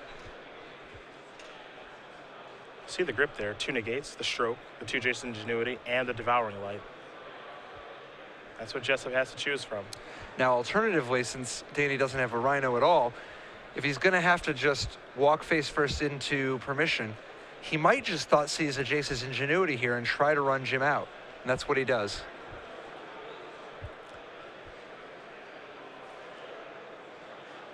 It's hard to ask for too much better of a 4 for Jim Davis. Wow. So what's next from Danny? That's the big question. Well, this is the easy part, which is attacking just for 2. And he does have a Liliana in his hand, but he knows the coast isn't particularly clear to cast it. Looks like he may sacrifice the Windswept Heath now. I actually like this a lot because now he gets to see the top of his deck. Exactly. Now he's informed on what he should do. Or at least gives himself the opportunity to know what's coming.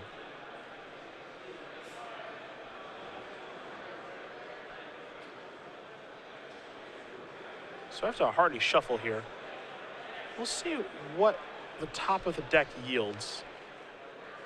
It's a Read the Bones. Impressive. Which means more cards coming. Now the thing is, he doesn't want to play out his Abzan Charm now because it'd be easy for Jim Davis to negate it. Mm-hmm. So instead, he wants to wait and continue to try to make things awkward on Jim's mana.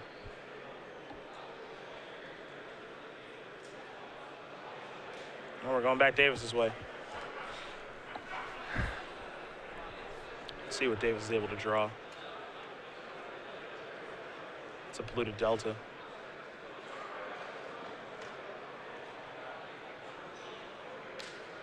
That land's going to come into play here in just a moment. You have to imagine.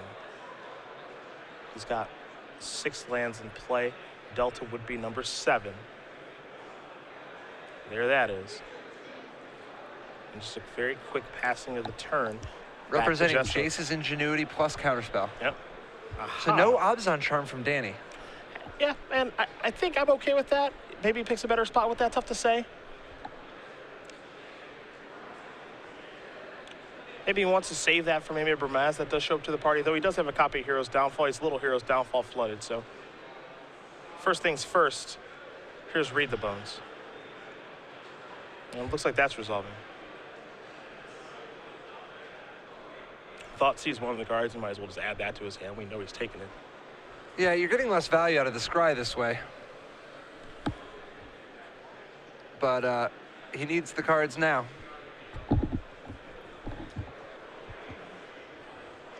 He's going to take Courser with him too. Interesting decision. Guess he wants the low mana threats. Utter End on top.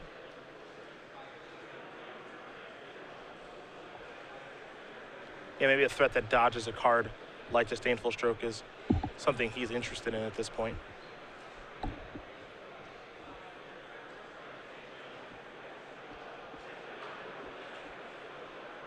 Thoughts he's perhaps going to try to clear away. Yep. Yep, there's Negate. Had a feeling that was coming. So he says, you don't get to see my hand. You don't get to go after my Jace's Ingenuity. There's the attack. So Devouring Light now can hit this. And it will.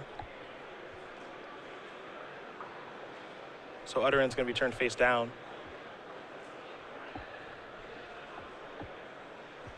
Now here comes backup Courser. Top card again is Utter End. Well, he's assuming it's going to resolve. Yes, and it will.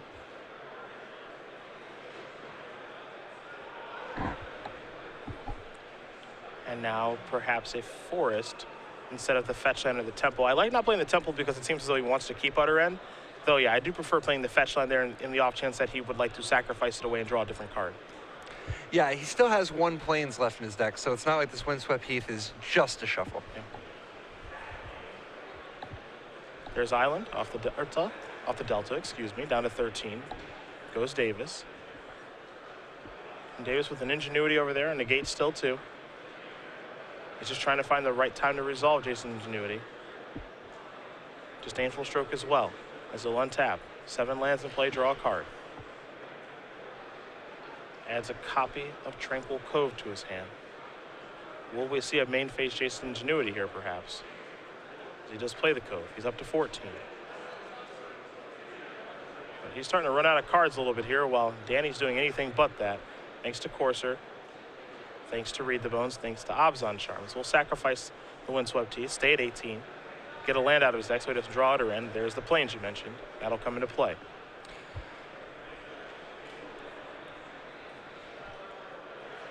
What does Jim really need to turn this to like turn this into like kind of an offensive by him?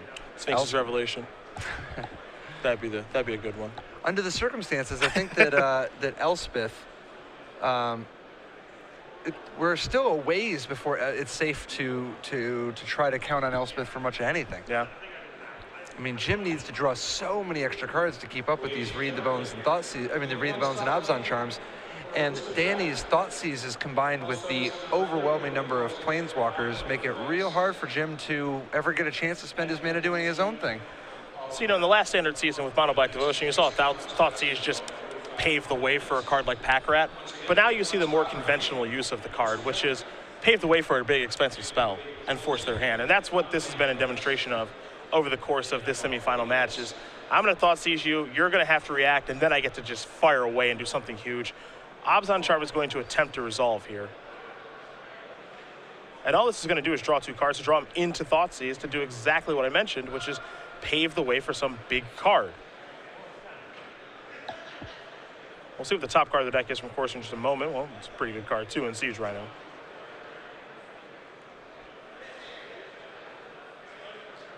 See if he wants to cast Thoughtseize just yet. There's a trigger.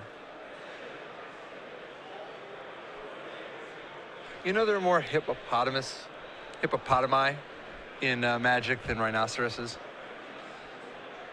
Is that true? There's Crashing Rhinoceros and Siege Rhino, but what else?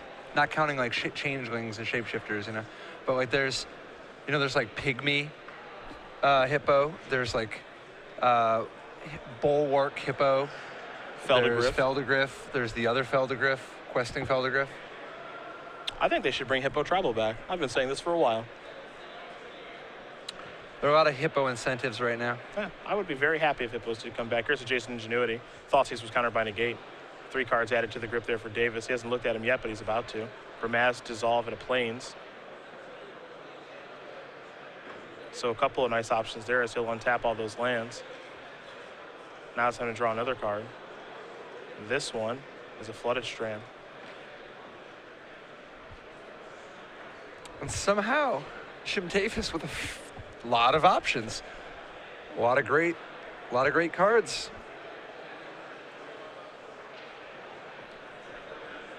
Well, there's the King of Oreskos.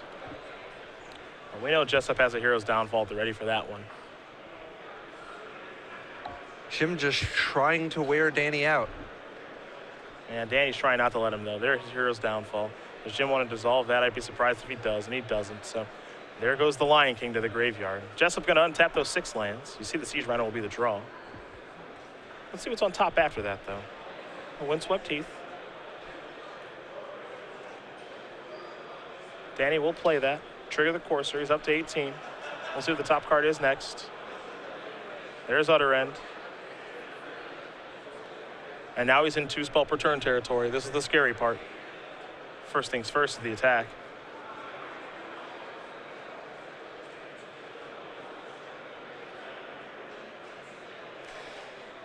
Danny looking at Siege Rhino and Liliana as his primary proactive threats. He's got Utter End and Hero's Downfall for some reaction, and he's got a couple more land in his hand. Now he does have Windswept Heath in play, which means that if he doesn't want yet another Utter End, there's a good chance we may see him shuffle. There's the Rhino. Of these 2 threats, which one do you like leading out with first? Because I imagine the first one's one you want to get countered. Yeah, I like leading with the Siege Rhino here, particularly since he knows that Jim has a negate, right? Oh, no, he's already used them. That's right. Yeah, I like leading with the Siege Rhino anyway. Liliana is going to have just such an incredible impact on this game if it somehow resolves. The fact that Jim only has 2 cards left in his hand now, plus just the ability to Demonic Tutor every turn, particularly when your top card is a card you don't even want. He's going to try to resolve it, but Jim is going to very quickly sacrifice his fetch land, go down to 9, get an Islander or Plains out of his deck, and then cast a Dissolve. 5 minutes. This is the last call to sign up. Once again, So Liliana's not going to resolve either. And this leaves Danny without any threats in hand. please come up to side of this now. There's Dissolve. Dissolve is such the perfect cancel. That is the right power level to make a cancel, in my opinion. Cancel a little too weak. Cancel's a little weak. I mean, it's awesome. It's a sweet card to exist, but it's a little weak. Take a draw. Even Dissipate is a little bit weak. Perhaps Forbid a little too strong. Well, it's also Forbid promotes a horrible play pattern. Dissipate, it's a little annoying that the power is so sporadic. I love that Dissolve just has a nice smooth little bonus, just so, you know, it kind of plays into what you want to be doing anyway. Gonna sacrifice the Windswept Heath, shuffle away the Utter End. What's the best blue 1 counterspell? In all of Magic? Yeah. I was thinking Forbid, but I could be wrong.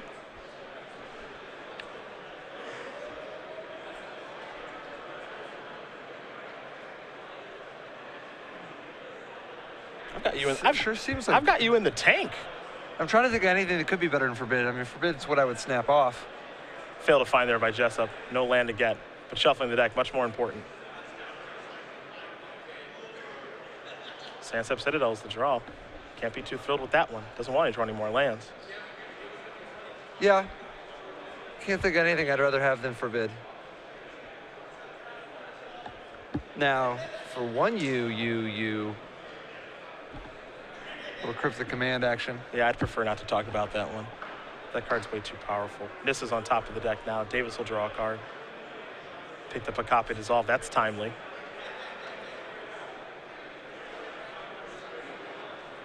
That'll take care of the Nissa that's on top of the deck. Now both players are just playing off the top of the deck. So if you're Jim Davis, you're looking for Ingenuity. You're looking for Divination. You're looking for Dig Through Time. That's the stuff you're searching for.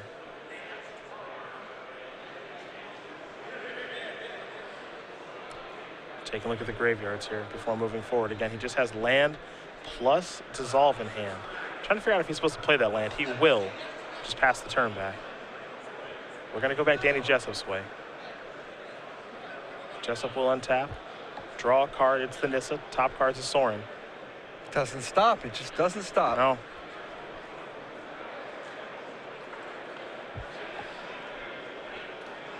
Trigger the Courser. He's up to 19. Says you. I like this too because it just every turn he says you better have a counter spell. Because if you don't, you are in a world of trouble. So Jim, you better have a counter spell, and you do. Here's Dissolve to take care of that. We'll see him scry right now. Looked like it may have been a Radiant Fountain as the top card, I believe.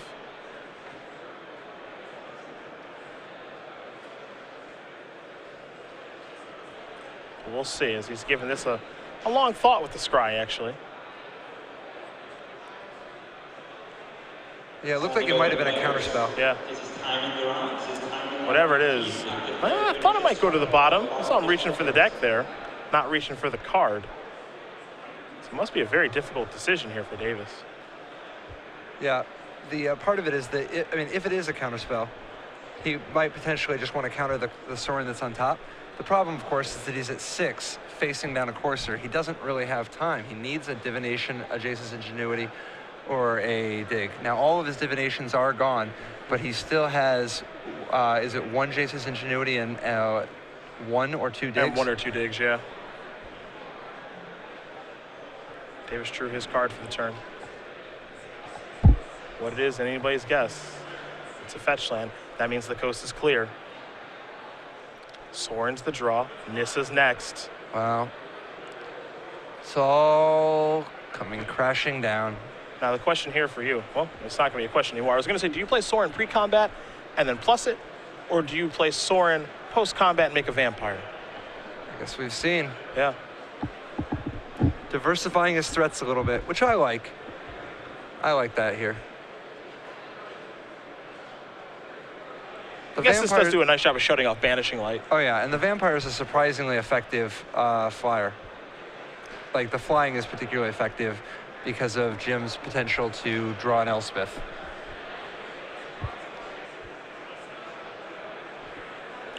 It's a disdainful stroke and an extension of the hand. Danny Jessup is going to win this match here over Jim Davis. 3-1.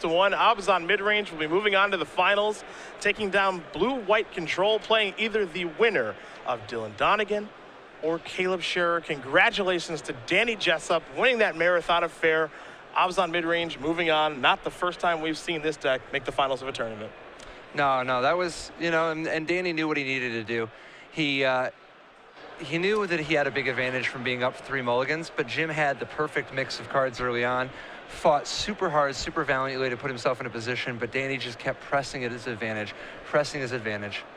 Congratulations to Danny Jessup. He is moving on to the finals. Stephen Mann needed Jim Davis to win the tournament. It did not happen. Oh, but he has one other out. Yes, he does. Dylan Donegan, other side of the bracket, as we are going to